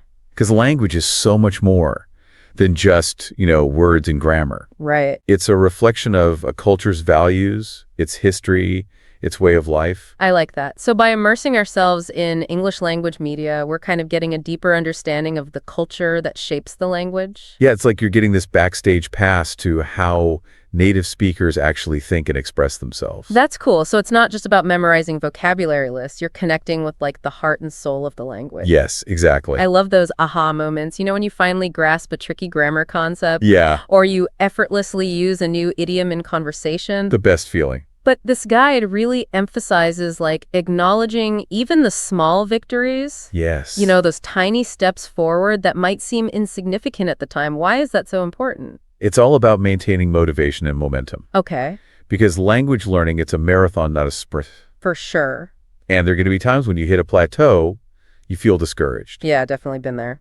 But if you can train yourself to recognize and appreciate those tiny little sparks of progress. Okay. It makes all the difference in staying the course. It's like those fitness trackers that celebrate every 1,000 steps you take. Yes. Even if you haven't quite reached your daily goal yet. Exactly. It's like those little nudges of encouragement. They can be really motivating. Very motivating. And it's important to celebrate those wins in a way that works for you. Yeah. So maybe it's treating yourself to a fancy coffee, or watching an episode of your favorite show. Okay. Or just taking a moment to savor that feeling of accomplishment. I like that. Okay, so we've talked about staying curious, immersing ourselves in the culture, celebrating those small wins. Yeah. What about the practical side of things? Like, how does this guide recommend structuring our study time? It offers this sample weekly plan that emphasizes a balance between focused study and then real-world application. I like that. And of course, you can tailor it to your own needs and preferences. Right. But the general idea is to dedicate specific blocks of time to different aspects of language learning. Got it. So for example, Mondays could be for grammar review. Yes. And maybe practicing conversation with a language partner. Perfect. Exactly. Then midweek, you might focus on expanding your vocabulary. Okay. Maybe by learning new collocations. Oh, yeah. Related to a topic that you're passionate about. Cool. You could read articles, listen to podcasts, even watch documentaries on that subject. And actively, jot down any interesting phrases or expressions that you come across. I like that. And maybe Fridays could be for, fine-tuning pronunciation through drills or shadowing exercises. Exactly. And don't forget to leverage the weekend for immersive experiences. Okay. Maybe you attend an English language meetup. Oh, cool. Or you watch a movie without subtitles. Oh, that's a good one. Or you just chat with a friend in English. Okay. Those real-life interactions are so valuable. Yeah, it sounds like the key is to create a routine that works for you and then stick to it consistently. Absolute. Consistency is key. Okay, but let's circle back to those 9 secrets for a second. Okay. And see if there are any specific strategies that we haven't really touched on yet. Okay. I know we talked about chunking and collocations in the first part. Yeah. Any additional tips on how to really master those? One thing this guide emphasizes is the importance of context. Okay. So don't just memorize collocations in isolation. Try to encounter them in their natural habitat, so to speak. Okay. Pay attention to how they're used in articles, books, movies, conversations. It's like learning a new dance move. You can watch videos and try to mimic the steps. Yeah. But it's not until you actually get out on the dance floor Yeah. and try it out in a real setting that you truly understand how it works. I love that analogy. That's what it feels like sometimes. Yeah, the more you encounter those collocations in those authentic contexts, Okay. the later you'll understand their nuances and how to use them effectively. Okay, so context is key. What about those of us who tend to overthink our sentences Yeah. and get stuck in grammar land? Oh, yeah. Any advice for overcoming that? The guide reminds us that fluency is not about grammatical perfection. Okay. It's about conveying your message clearly and confidently. Even if your sentences aren't perfectly structured. So it's better to speak a slightly imperfect sentence fluently? Yes. Than to stumble over a grammatically perfect sentence. Exactly. And remember that technique we talked about earlier, sentence expansion? Oh, yeah. You can start with a basic sentence and gradually add details and complexity as you become more comfortable. I like that. So the key is to prioritize clarity and flow over grammatical intricacy. Especially in spoken English, yes. Gotcha. Okay, I'm curious about those techniques we discussed for refining pronunciation, like reading aloud and shadowing. Yeah. Any additional tips for getting the most out of those? Absolutely. When you're reading aloud, try to focus not only on the accuracy of your pronunciation, but also on the rhythm and intonation of the language. So it's not just about saying the words correctly, but also about capturing that natural flow and expressiveness. It's like adding musicality to your speech. Oh, I like that a lot. And what about shadowing? Okay, so one helpful tip is to break down the audio clip into smaller chunks. Okay. So instead of trying to shadow a whole podcast episode, you could start with a short segment, maybe a minute or two. Okay. Listen to it several times, paying attention to the speaker's pronunciation and intonation. Then pause the audio and try to mimic the speaker as closely as possible. Gotcha. So it's like practicing a short musical phrase on an instrument. Yeah. Getting each note and nuance just right before moving on to the next phrase. I love that analogy. It's perfect. And just like with music practice, consistency is key. Okay. Even a few minutes of shadowing practice each day can really improve your pronunciation and fluency over time. I know we've talked about setting SMART goals, but sometimes the sheer scope of language learning can feel overwhelming. Yes. Any advice for breaking down those fluency aspirations into more manageable chunks? The guide suggests setting smaller, more specific goals that align with your overall fluency objectives. Okay. So, for example, instead of simply aiming to improve my vocabulary, Yeah. you could set a goal to learn 10 new collocations related to travel each week. I like that that's much more concrete and measurable. Yes, exactly. And it feels much more attainable than just saying, I want to learn all the English words. Right, and it's still contributing to that broader goal of fluency. Exactly. And don't forget to track your progress. Oh, yeah. Whether you use a notebook, a spreadsheet, a language learning app, having that visual representation of your achievements can be so motivating. For sure. Okay, so we've covered a lot of ground in this segment, exploring all these practical tips and strategies for boosting fluency. We have. But before we move on to our final thoughts, Okay. I want to circle back to that concept of balance for a second. Okay. We've talked about balancing focused study with real-world application. Right. But what about balancing the different elements of language learning itself? That's such a good point. Remember that three-legged stool analogy we discussed earlier? Oh, yeah. Fluency is built on that solid foundation of grammar, vocabulary, and pronunciation. Uh-huh. And neglecting any one of those areas can weaken that entire structure. It's so tempting to focus on the areas we enjoy most. Yeah. Like, I love reading, so I could spend hours reading English novels Yeah. or binge watching TV shows, but then maybe I neglect those grammar exercises or pronunciation drills. Yeah, it's natural to gravitate towards what we find enjoyable. Yeah. But it's so important to find that balance Okay. that ensures that you're dedicating sufficient time and attention to all three legs of the stool. So how can our listener make sure they're maintaining that balance? The guide suggests creating a cyclical practice schedule Okay. where you alternate between those different areas of language learning. Okay. So, for instance, you might focus on grammar exercises and conversation practice on Mondays, Okay. vocabulary building and writing on Wednesdays, Gotcha. and pronunciation drills and listening comprehension on Fridays. So you're cycling through Exactly. and hitting all those different areas. Yes. And of course, you can adjust the schedule to fit your own preferences and learning style. Right. It's all about finding what works for you.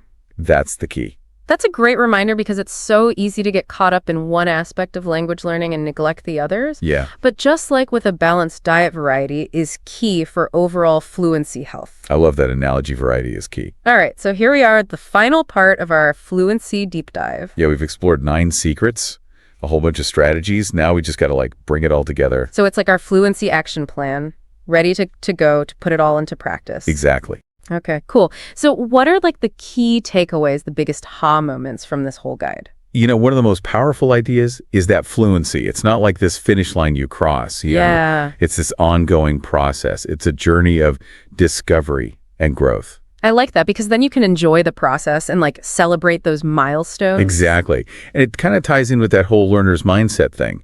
You know, it's shifting away from that fear of making mistakes. Right. To being curious about what you can learn from those mistakes. Yeah. You know, when you're not afraid to stumble, you're more likely to experiment, take risks, Totally. and really immerse yourself. But mistakes can be discouraging sometimes, especially when you feel like you're stuck. Right. So how can our listener, use this guide to kind of break through those plateaus? Well, immersion is key, you know. Okay. This guide really emphasizes surrounding yourself with English as much as possible. Yeah. So podcasts, movies, music, even social media.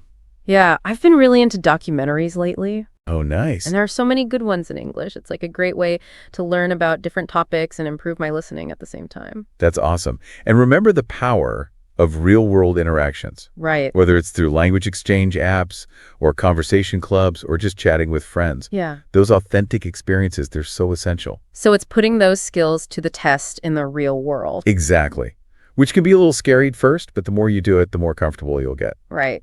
Okay, so let's go back to one of the most practical strategies from the guide, chunking and collocations. Yes. It's such a good way to sound more natural and fluent. I think such. Instead of searching for the individual words, you just have these ready-made chunks. It's like a secret weapon. Exactly. So the more you see these collocations in real situations, the better you'll understand them. Exactly. So it's not just about memorizing those lists. Right. It's about observing how those phrases are used in real life. Yeah.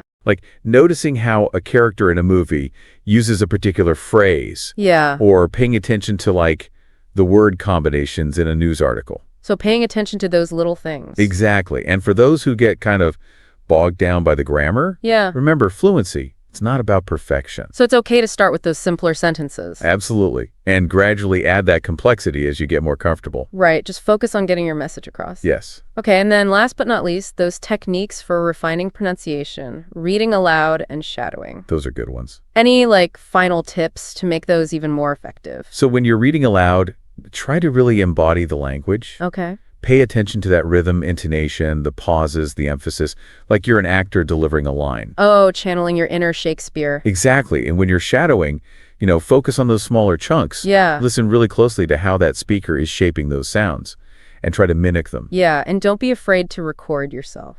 And then listen back. Because sometimes it's eye-opening. It's like, whoa, that's what I sounds like. Exactly. And when it comes to staying motivated, remember those specific achievable goals. Those SMART goals, right? Yes. But don't just vaguely aim for fluency. Right. Break it down into those smaller steps. Exactly. So, for example, you could say, I'm going to learn 5 new idioms related to work this week. Okay. Or I'm going to practice shadowing for 10 minutes each day. Okay. Because those concrete targets, they'll help you stay focused. And track that progress, so you can see how far you've come. It's encouraging, especially on those days when you're not feeling so motivated. Totally. Okay, so as we wrap up this deep dive, got to bring it back to balance one last time. Yes. Fluency, grammar, vocabulary, pronunciation. Make sure you're nurturing all 3. All 3 legs of the steel. Exactly. So, if you're spending hours and hours on vocabulary, but you're not practicing your pronunciation. Yeah, you got to shift your focus a little bit. Got to find that equilibrium. Exactly. And remember, the best way to learn is by doing. Don't be afraid to step outside that comfort zone. Right. And use your English in real life situations. Exactly. So ordering food at a restaurant, asking for directions, chatting with a stranger. Yeah, those interactions, they'll build your skills and your confidence. So there you have it. 9 secrets, a ton of strategies, and a reminder. Enjoy the journey. Embrace it. This guy asks a great question. How will you personalize these secrets and make them your own? It's up to you. So reflect on what you learned today and start creating your own path. Remember, language learning's an adventure. Keep practicing, keep exploring, and keep sharing your gift of language. Until next time, happy language learning. All right, let's dive in. We're unlocking a vault today filled with 25 uncommon but incredibly useful English words. And these aren't just any old words, no. We're giving you the good stuff. Yeah, these words are going to add some serious depth to your conversations. And maybe even a touch of magic, who knows? Exactly. It's like we're equipping you with a whole new set of tools for expressing yourself. So first up is astonishing. Everyone uses amazing or surprising. Yeah, but astonishing, that's something else. It is. It hits different, right? Absolutely. It's like you've seen something that changes everything, It shifts your perspective. Like if you were describing the Northern Lights and you're like, the Northern Lights display was absolutely astonishing. It just takes it up a notch. Right. It's not just a description, it's an experience. It really is. Okay, so let's talk about a word that gives you a completely different feeling. Bliss. Bliss is so much more than just happy. It's like this deep sense of peace and joy. Yeah, it's like that feeling you get when you're meditating or when you're out in nature. Have you ever felt that when you're out hiking? Oh, absolutely. It's like that feeling of pure contentment. Yeah. And not just a fleeting emotion. It's like a state of being. Yeah, exactly. Now, I think we've all experienced this next one. Sometimes you don't even have the right word for it, but this word is perfect. Dwindle. Ah, yes. Like watching a campfire slowly die out, or the last drops of coffee in your mug. Oh, I can picture it perfectly. Time, resources, and motivation, they can all dwindle away. Yeah, it's that gradual decrease. Like it slowly fades away. It makes you really think about how you use your time and resources. It does. Okay, so speaking of resources, what about a word for making the most of what you have? Being smart about it. Frugal. Frugal sometimes gets a bad rap like it means being cheap, but it's not about that at all. It's about being mindful, Yeah, it's about intentionality. Right. Like making conscious decisions about your spending. So you're not wasting anything. It's almost like a whole philosophy. It is. And it's not just about money. It's about everything. Time, energy, resources. That's a good point. Okay, so let's move on to a word that's all about authenticity. Genuine. Genuine is so important, especially these days. I know, right? It's like everyone's trying to be someone they're not. Exactly. But genuine is all about being real, being true to yourself and to others too. Yeah. And when you compliment someone's genuine nature, it means something. It really does, because you're acknowledging that they're sincere, that they're not putting on an act. Right. It's a compliment that goes a long way. Okay, now let's talk about a word that can sometimes be a bit of a roadblock. Hinder. Hinder, yeah. That's about the obstacles we face in life. It could be anything, right? Procrastination, fear, even outside forces that are out of our control. It's acknowledging those things that are holding us back. Because once you acknowledge them, you can start to overcome them. Exactly. Now, have you ever worked on a project or maybe tried to learn a new skill and felt like it was just way too much? All the time. Complicated comes to mind. But what about the word intricate? Ooh, intricate is good. It's like there's a lot going on. Yeah, it's complex, but it's also beautifully structured, like a fancy watch or something. Right, there's an order to it. It's not just chaos, it's organized complexity. I like that, organized complexity. Okay, intricate. I'm going to use that one. Now, let's be real. We're all juggling a lot these days. Work, family, life, it's a lot. It really is. So the word juggle, it's pretty perfect, don't you think? It is, because you're trying to keep all those bowls in the air. Exactly. You're trying not to let anything drop. And it takes practice, right? And focus. Yeah, and a good sense of balance. Definitely. Okay, so switching gears a little bit, what about a word that describes something that's financially rewarding? Lucrative. Lucrative. It has a nice ring to it. It does. It makes you think of success, abundance. Exactly. Like a career that's not just fulfilling, but also goes well. Or even a side hustle. Yeah, exactly. Okay, now let's talk about a word that captures that sense of wonder and amazement. Marvel. Marvel. Like when you see something truly breathtaking. Oh, I remember the first time I saw the Grand Canyon, it was just incredible. I was in awe. Like, how did this even happen? Right. It's that feeling of wonder. Yeah, an appreciation for something bigger than yourself. It's a powerful feeling. It is. Okay, so we live in a world where everything is connected, right? Technology is everywhere. So the word ubiquitous is pretty fitting, wouldn't you say? It is. It's like smartphones, social media, they're everywhere you look. Yeah, we're surrounded by it, and it makes you think about the impact it's having. On everything. On everything. Okay, let's wrap up this first round with a word that's all about embracing the unknown. Venture. Venture. That's about taking risks, stepping outside your comfort zone. Exactly. It could be starting a business, traveling to a new country, or just trying something new. It's about that willingness to explore. And to see where it leads you. Yeah, and to grow along the way. Exactly. Even if it's a little bit scary. It is. Okay, so we've covered some amazing words in this first round, but we've got more to come. You know, when we were talking about venture, it can be kind of scary, right? Oh, yeah, totally. Like you never know what's going to happen. Right, and sometimes you just don't feel ready, like reluctance. Exactly. Like you want to stay in your comfort zone. It feels safe there. I get it. But I also think sometimes reluctance can be a good thing. Oh, interesting. How so? Like it gives you time to really appreciate what you already have, you know, before you jump into something new. That's a good point. It's like that feeling right before you go on vacation. Yes, that's a perfect example. Okay, so let's talk about a word that has a really cozy, comforting vibe to it. Quaint. Quaint is just so charming, isn't it? It is. It makes me think of those little towns you see in movies. With the cobblestone streets and the cute little shops. Yes, or like a cozy bookstore with a fireplace. Yeah, it has that old-fashioned feel, doesn't it? It does, like a simpler time. Less hustle and bustle. Yeah, definitely less stressful. Okay, so now let's move on to a word that's all about subtlety. Subtle. Subtle is about those things you don't notice right away, but you make a big difference. Like a faint smell of perfume. Or like the way someone raises an eyebrow. Exactly. It's those little things that add depth and meaning. Yeah. It's not about being loud or flashy. It's about the details. Right. And sometimes those details are the most powerful. They really are. Okay, so now let's talk about being practical and getting things done. Pragmatic. Pragmatic people, they're the problem solvers. Yeah, they're not afraid to roll up their sleeves and figure things out. And they focus on what works, none of that fancy stuff, just solutions. Yeah, and they're efficient too. They get right to the point. Okay, so now let's switch gears again. What about a word for an idea that's just starting to form? Like a seed. Notion. Notion. I like that. It's like a glimmer of inspiration. Exactly. Like you're not quite sure where it's going yet. Right. But it has potential. It could grow into something amazing, or it might just fizzle out. But it's still worth paying attention to. Oh, absolutely. You never know where those little notions might lead. Okay, so now let's talk about the opposite of being insightful.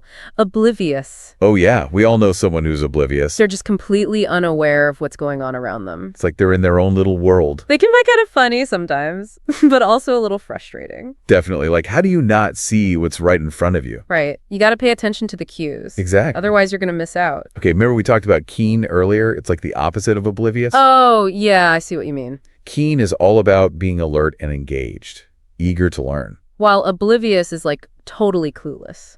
Exactly. Makes sense. Okay, so what about a word for being really passionate about something? Like super enthusiastic. Zealous. Zealous, that's the one. Like you're so into it, you can't contain yourself. It's contagious. Yeah, and it inspires other people. It does. Okay, now let's celebrate what makes each of us unique. Quirks. Quirks are those little things that make you, you. They're like your signature moves. Exactly, like that friend who always wears mismatched socks. Or the coworker who collects those weird little figurines. Yeah, it's those things that make you interesting. I love that. Quirks are awesome. Okay, so what about a word that describes who we are at our core? Identity. Identity, that's a big one. It is. It's about your values, your beliefs, your experiences. Everything that makes you, you. And it's always changing too, right? Exactly. We're always growing and evolving. Okay, before we move on, I want to talk about thrive again for a second. Oh, thrive's a great word. It is. It's like you're not just surviving, you're flourishing. You're living your best life. Yeah, you're reaching your full potential. Okay, so we've talked about a lot of great words, but we've got one more set to go. Okay, we're back, ready for the final round. What words are we looking at this time? Well, let's start with yearn. It's a powerful word, you know? It is. It makes me think of like really deep longing for something you can't have. Yeah, like a lost love or a dream that feels impossible. Right. It's that ache in your heart. But there's also beauty in it, what do you think? Oh, absolutely. It shows how deeply we can feel. Yeah, and it can be a motivator too. Like that yearning pushes you to try harder. It does. It can push you to venture out and try new things. Oh, I see the connection. Like yearn is the fuel and venture is the action. Exactly. Okay, so let's talk about a word that's really important for success. Tenacity. Oh, tenacity is huge. It's all about never giving up. Yeah, it's like you're determined to reach your goal no matter what. You don't let anything stop you. Right. You just keep pushing through. It makes me think about our listeners, you know. How do they handle challenges? Are they tenacious? That's a great question. It's something to think about. It is. Okay, so tenacity is about never giving up. But what about persistent? Persistent is a little different. It's more about consistency. Okay, so like you're steadily working towards something, even if it takes a long time. Yeah, it's like that saying, slow and steady wins the race. Exactly. You just keep at it and eventually you break through. Okay, so now let's talk about a word that describes something truly significant. Monumental. Monumental, like a historical event that changes everything. Yeah, or like a scientific discovery, or even a personal achievement that transforms your life. Exactly. It's a turning point. It makes you think about what really matters, you know, what leaves a mark on the world. It does. And sometimes those monumental events are met with a lot of excitement. Remember zeal? Yeah, like monumental describes the event and zeal describes the feeling. Right. Okay, and speaking of feelings, let's revisit thrive. It's such an important word, especially when we're talking about personal growth. It is. It's like you're not just existing, you're thriving. You're living a full, meaningful life. Yeah, you're constantly growing and evolving. Okay, so for our final word, we're going to talk about what makes you, identity. Identity is a complex thing, isn't it? It's all the pieces that make you who you are. Yeah, your beliefs, your experiences, your values, everything. And it's not fixed either, right? No, it's always changing. We're always learning and growing. I love that. It's like we're all works in progress. Well, I think we've covered some incredible words today. I feel like I've learned so much. Me too, and I hope our listeners have as well. I hope they've been inspired to use these words in their own lives and to keep exploring language. There's always more to discover. That's right. Words are powerful tools. Use them wisely. So true. Well, that's all the time we have for today. Thanks for joining us on this word journey. Hey everyone, welcome back. Ready to unlock some of the secrets of fluent English. I think we all know that feeling. Like you understand the individual words, but something's missing. It's like everyone else is in on a joke and you're left out. Exactly. And that's where idioms come in, right? They're like these little cultural puzzles that can really trip you up. And today, we're going deep into the world of idioms, tackling a list of 21 that are key to taking your English from intermediate to advanced, really sounding more natural and fluent. And you know, idioms aren't just about sounding good, are they? They often give us a glimpse into the history and the culture of a language. Oh, absolutely. So we'll be unpacking not just what these idioms mean, but also where they come from and how to use them effectively in different situations. And maybe even a few funny stories along the way. So are you ready to dive in? Absolutely. Let's get started with our first idiom, a blessing in disguise. Have you ever experienced something that seemed bad at first, but turned out to be a good thing in the end? I think we all have. It's like that feeling when you miss a flight and then you find out it got delayed for hours anyway. Exactly. Or maybe you didn't get the job you really wanted, but ended up with an even better opportunity. It's those moments when we realize that things happen for a reason. And that sometimes what we perceive as setbacks can actually lead us to something much better. It's like the universe has a plan, right? Right. And speaking of getting to the point, our next idiom is beat around the bush. I think we're all guilty of this sometimes, especially when we have to have a difficult conversation. Oh, for sure. Instead of just coming out and saying what we mean, we kind of dance around the topic, hoping the other person will figure it out. Yeah, like when you want to ask for a raise, but you start talking about how much you love your job and how dedicated you are. Instead of just saying, hey, I think I deserve a raise. Right. It's that awkward feeling of wanting to address something, but not wanting to be too direct. So how do we break out of that beating around the bush habit? Any tips for being more direct? Well, I think being mindful of it is the first step, recognizing when we're doing it, and then just practicing being more straightforward, even if it feels a little uncomfortable at first. Now picture this. You're at a party, you don't know many people, and you want to start a conversation. That's where you need to break the ice. Oh yes, break the ice. That's a classic one. It's all about easing that initial awkwardness, isn't it? Exactly. It's about creating that first connection, like literally breaking through a sheet of ice to open up a pathway for conversation. And sometimes it can be as simple as a compliment, like, I love your shoes. Or even a simple question like, have you tried any of the appetizers yet? Anything to get the conversation flowing. Exactly. And, sometimes humor can be a great icebreaker, too. Oh, yeah. A well-timed joke can definitely lighten the mood. It's all about finding that common ground, that shared moment of laughter. Now, let's talk about something that can cost an arm and a leg.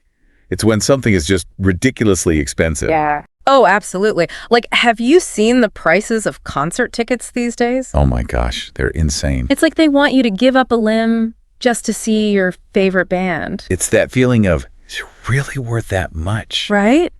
But sometimes you just gotta splurge, But let's talk about those satisfying moments when you get something exactly right, like when you hit the nail on the head. Ah, yes, it's that feeling of nailing it, isn't it? Like when you perfectly describe a situation or you figure out the root cause of a problem. With like that aha moment. And it likely comes from, actually hammering a nail and getting it perfectly straight. Right. And it's such a satisfying feeling, whether you're talking about solving a problem or just understanding a concept. So have you ever hit the nail on the head with something recently? Let me think. Oh, actually, just the other day, a friend was describing a situation they were going through, and I was able to offer some advice that really resonated with them. They said, I hit the nail on the head. It's like you were able to see the situation clearly and offer the perfect solution. Exactly. It felt good to be able to help. Now, switching gears a bit, have you ever been feeling under the weather? Ooh, I think we all know that feeling. It's that kind of blah feeling when you're just not quite yourself. Right, like maybe you have a slight cold or just feel a bit run down. And no one wants to hear all your symptoms. Exactly. Under the weather is a much gentler way to say, I'm not feeling great. And I've always wondered where that one came from. Me too. I've heard it might be related to sailors feeling seasick when the weather was rough. Oh, that makes sense. Like the weather is literally affecting how you feel. Now be careful not to let the cat out of the bag. Oops. That's when you accidentally reveal a secret, isn't it? Exactly. Like if you're planning a surprise party and someone spills the beans to the guest of honor. I've always loved the imagery with that one. Like imagine a cat jumping out of a bag and everyone's surprised. It's such a vivid way to describe that moment of, oh no, I shouldn't have said that. And it happens to the best of us. So how do we avoid those cat out of the bag situations? Any tips for keeping secrets safe? I think sometimes it's better not to know the secret at all if you're someone who tends to blurt things out. That's a great point. If you don't know, you can't accidentally reveal it. Exactly. Or, just be extra careful about who you talk to and what you say. But sometimes you just have to accept that the ball is in your court. Ah, yes. That's when it's someone else's turn to make a decision or take action. It's like passing the baton in a relay race. Exactly. You've done your part. And now it's up to them to decide what to do next. It's often used in negotiations or discussions, right? Yes, like when you've presented your offer and you're waiting for the other person to respond. And sometimes, to get things done, you just have to burn the midnight oil. Yeah, that's a good one. It means staying up late, working, usually on a project or deadline. Back in the day, it literally meant working by the light of an oil lamp. Right. But nowadays, it's more about that feeling of burning the candle at both ends. But sometimes, you have to face those challenges head on. Like when you have to bite the bullet. It means doing something difficult or unpleasant, even though you don't want to. Like going to the dentist, right? Yeah, exactly. Or having that tough conversation you've been putting off. But on a brighter note, some things happen very rarely, like once in a blue moon. Oh, I love this one. It's so poetic. And it actually refers to a real astronomical event, you know? Really? Yeah. When a second full moon occurs within the same calendar month. It doesn't actually look blue, though. Oh, that's interesting. So it's something that happens very infrequently. Exactly. Like winning the lottery or seeing a unicorn. Now, let's talk about maximizing efficiency. It's like when you kill two birds with one stone. Yes.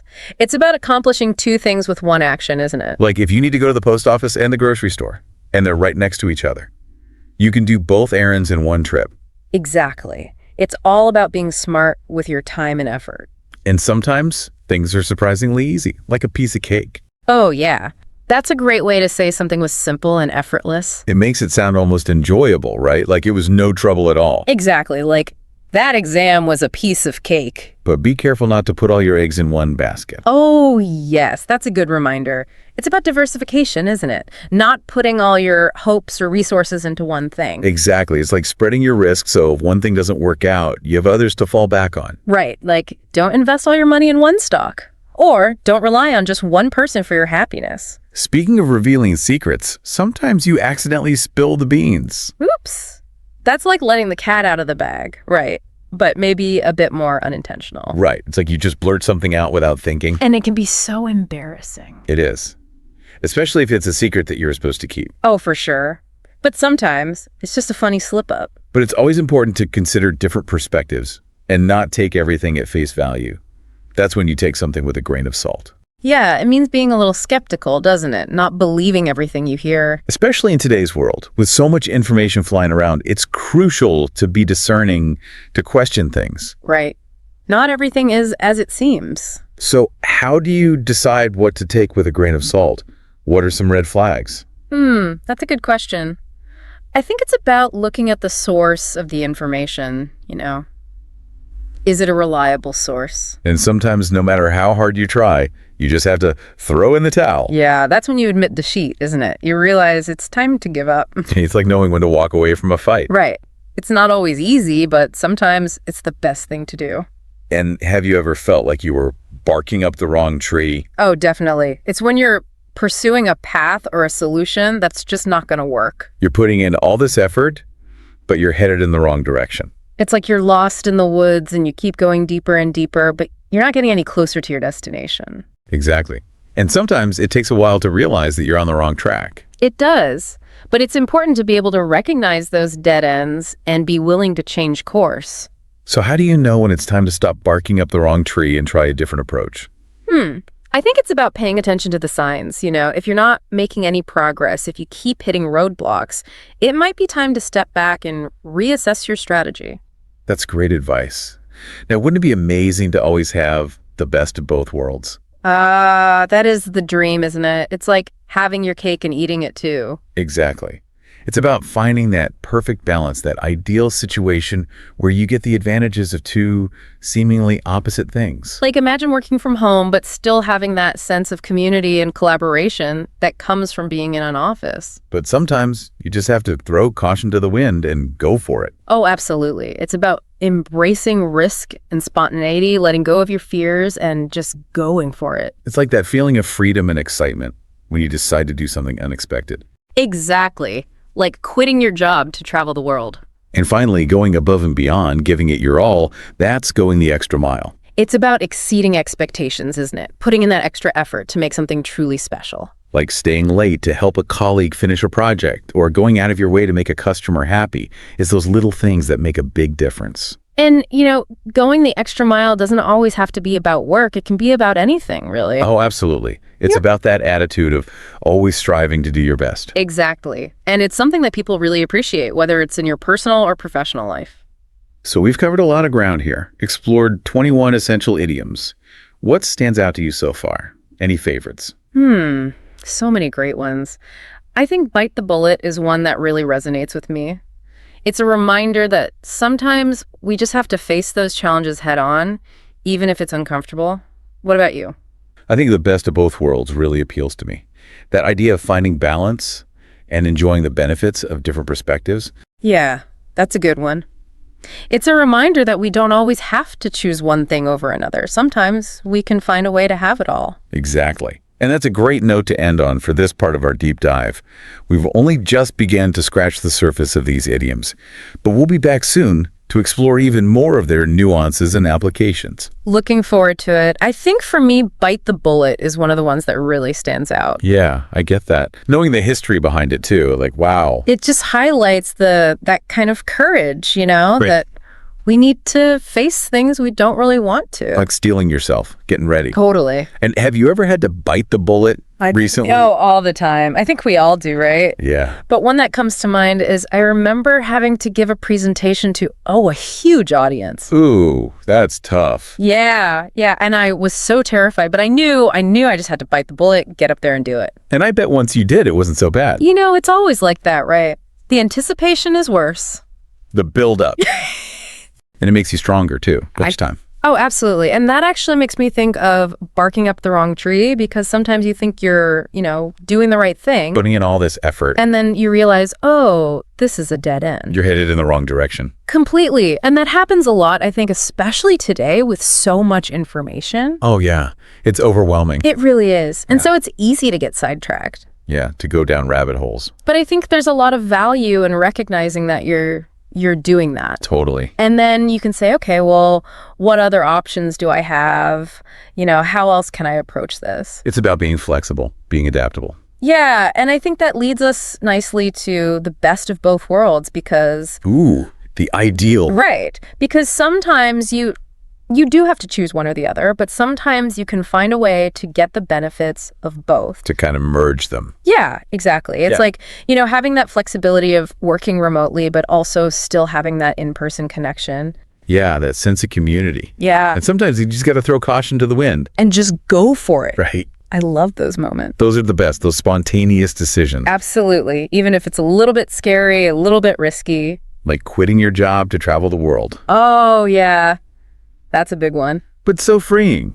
Right. It is. And I think those are the moments that really can shape our lives. Yeah, those leaps of faith. For sure. And then it's about putting in that extra effort, going the extra mile. Yes, it's like going above and beyond. Right, really making a difference. Yeah, exceeding those expectations. So have you gone the extra mile for anything lately? I've been really focused on a project at work. Okay. I've been, putting in the extra hours and really trying to make sure it's the best it can be. To make it shine. Yeah. So we've talked about how to use these idioms, but I think it's also interesting to think about what they reveal about the culture of English speakers. What do you think? Well, I think one theme that keeps coming up is hard work, perseverance. Yeah, I see that. Like, bite the bullet, burn the midnight oil. It's like you push through those challenges. You don't give up. Exactly. You get it done. And then you also have throw caution to the wind, which is more about that kind of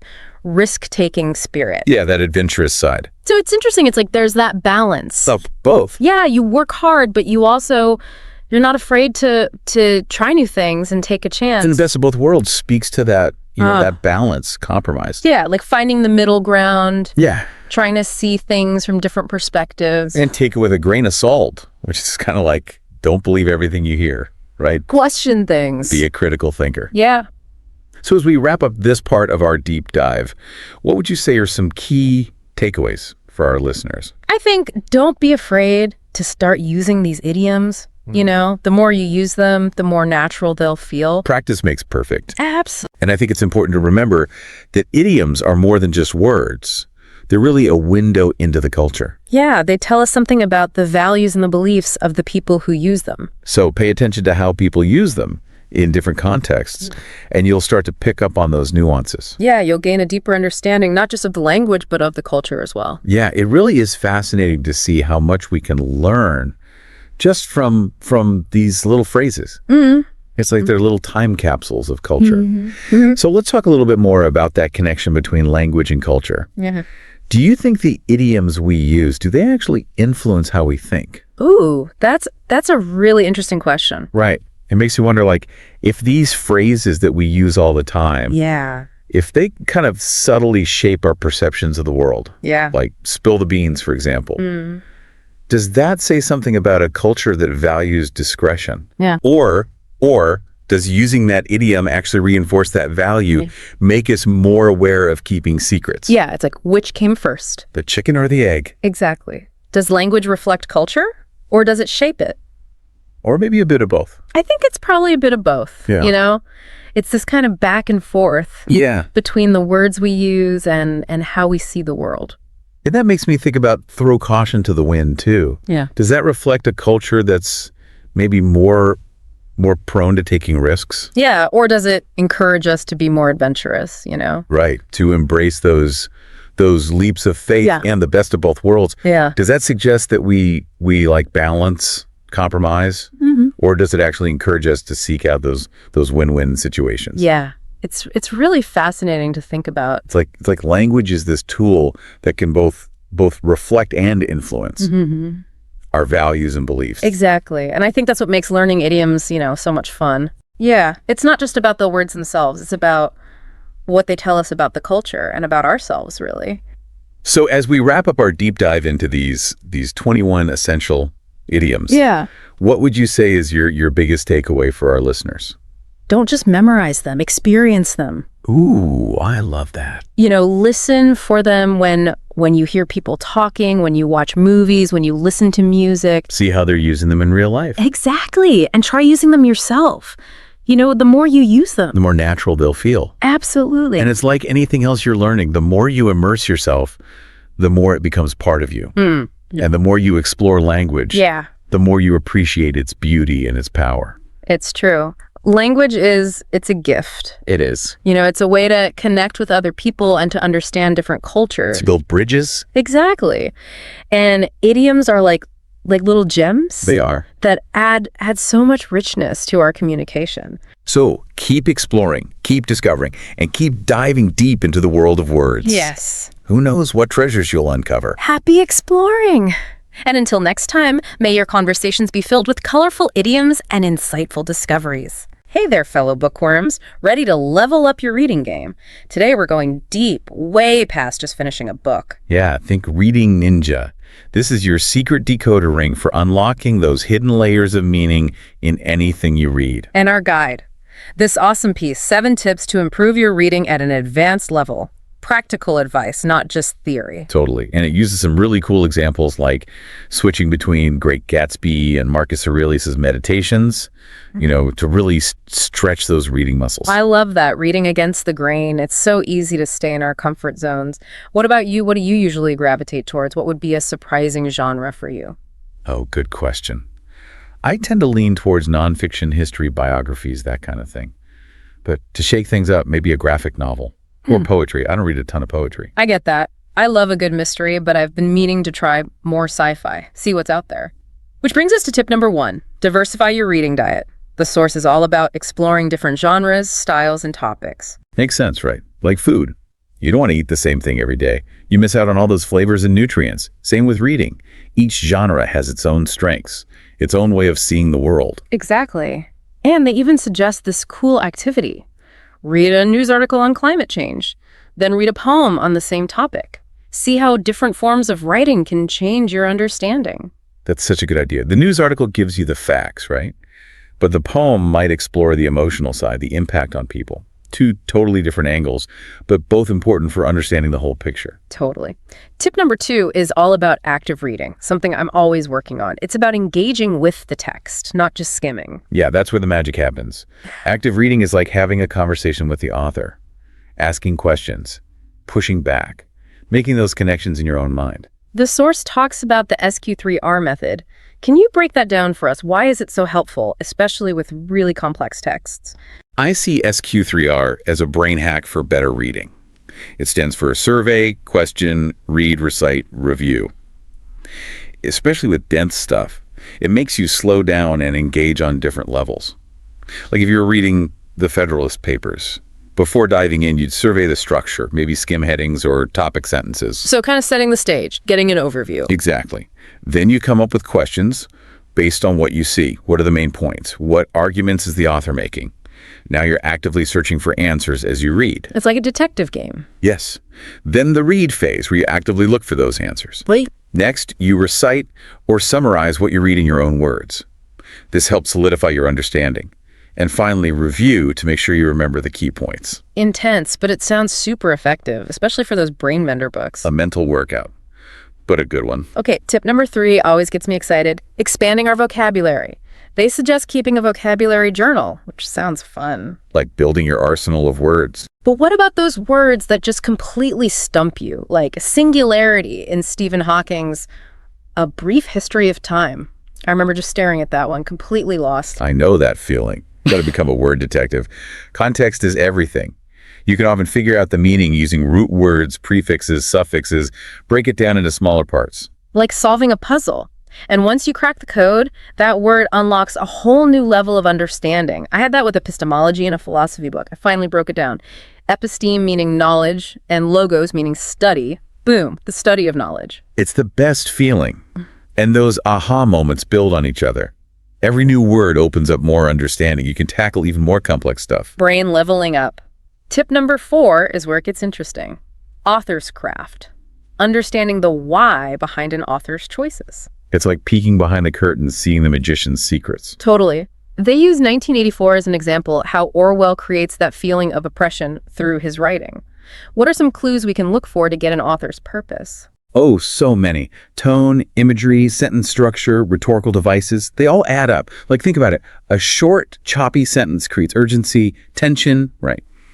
But a long, flowing one might feel more thoughtful. Like composing music with words, using different instruments to create different effects. Great analogy. And you, as the reader, start to pick up on those little cues. You see how everything plays a role.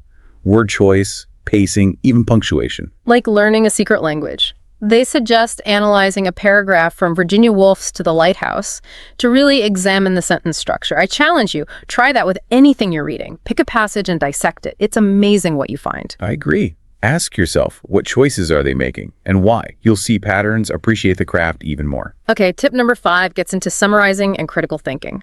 Essential skills for any advanced reader. I'll admit, sometimes I just want to get lost in the story, but slowing down to analyze is crucial too. It's like the difference between watching a movie passively versus really engaging with it. When you summarize, you got to boil things down to the essence, really understand the main points. Critical thinking is about questioning assumptions, looking at different perspectives, and evaluating the evidence. They talk about summarizing an article on AI, which is constantly changing. Imagine trying to sum up all those complex ideas. It's a challenge. Yeah. But so valuable. Critical thinking is even more important now. We're bombarded with information from everywhere. You got to be able to tell fact from opinion, bias from objectivity. It's about being a smart consumer of information, not just believing everything you read. Exactly.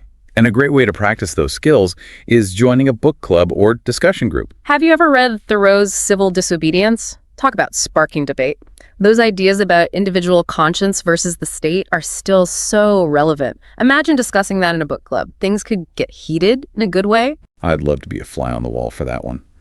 A book club is like having your own team of experts to bounce ideas off of. You hear different interpretations, challenge your own assumptions. You might discover things you missed on your own. It's like having multiple lenses to view the same material. Plus, you might find new authors or genres you wouldn't have tried otherwise. And it's just fun to geek out with other book lovers. Totally. It's a built-in support system for your reading journey. Speaking of support, ready for tip number 6. This one might surprise you. Reading aloud. I know, right? It sounds a bit counterintuitive, but trust me, there are benefits, especially for complex texts. They even suggest trying it with Shakespearean sonnets. To appreciate the rhythm and flow, like adding another dimension to the words. It is. It forces you to slow down, enunciate clearly, savor the language. Especially helpful with poetry, but even with prose it makes a difference. Imagine tackling a dense philosophical argument out loud.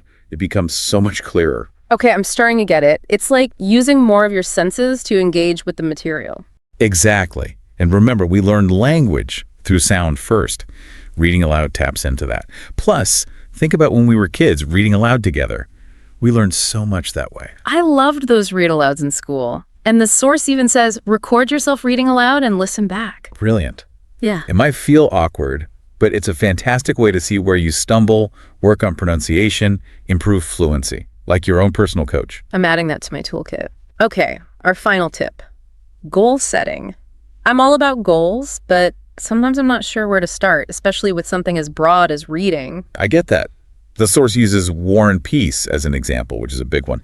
But they have a great point. Break down big goals into smaller chunks. So instead of I'm going to read War and Peace, it's I'm going to read 50 pages a week. Exactly. It feels much less scary. Yeah. And you get that sense of accomplishment as you hit those smaller milestones. And there are great tools to help you track your progress. I love Goodreads. It's so motivating to see what you've read, find new books, share your thoughts. It's a great community for book lovers. Yeah. And speaking of community, they mentioned book clubs again.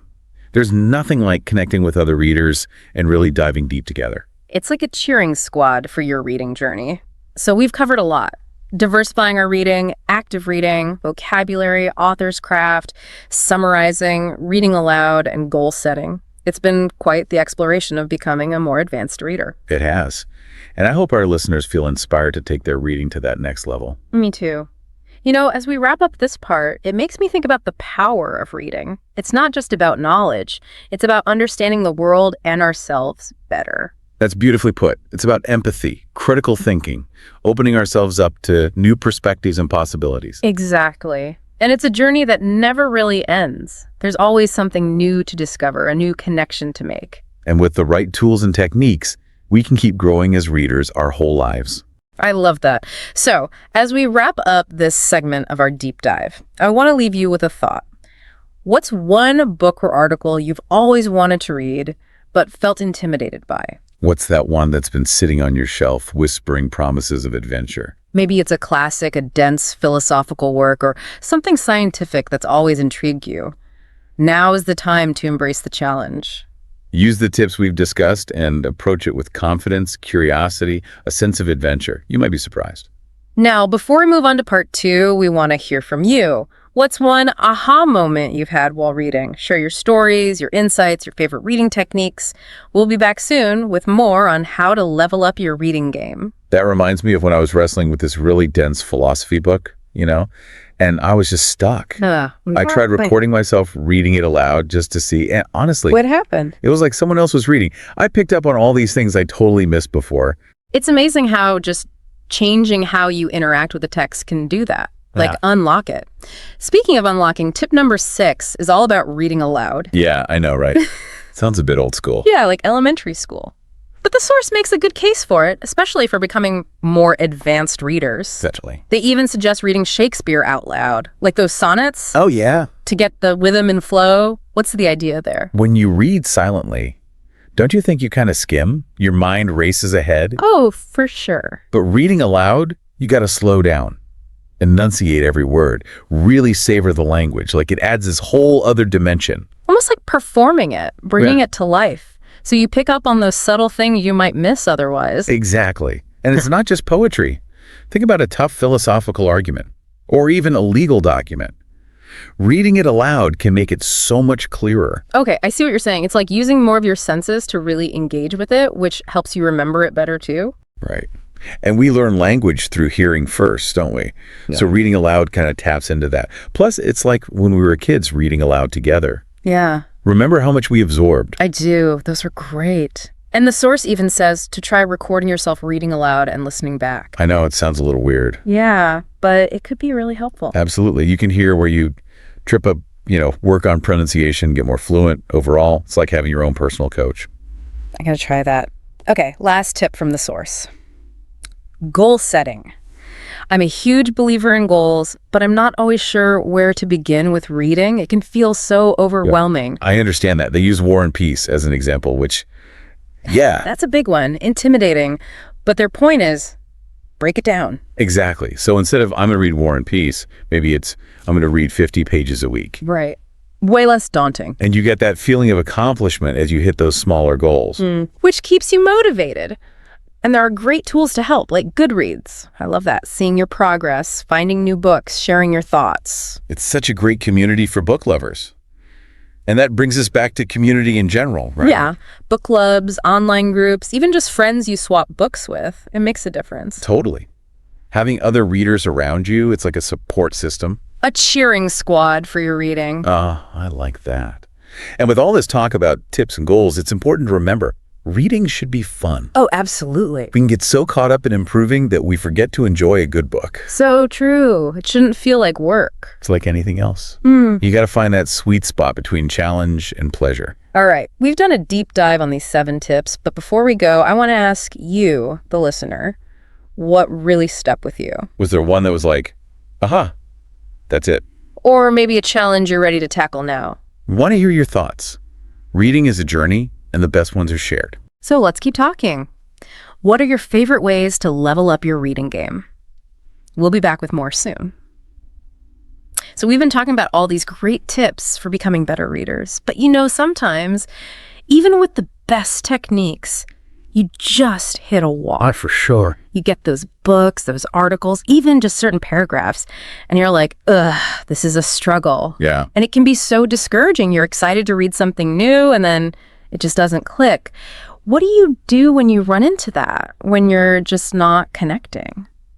Well, first you got to remember, it's okay.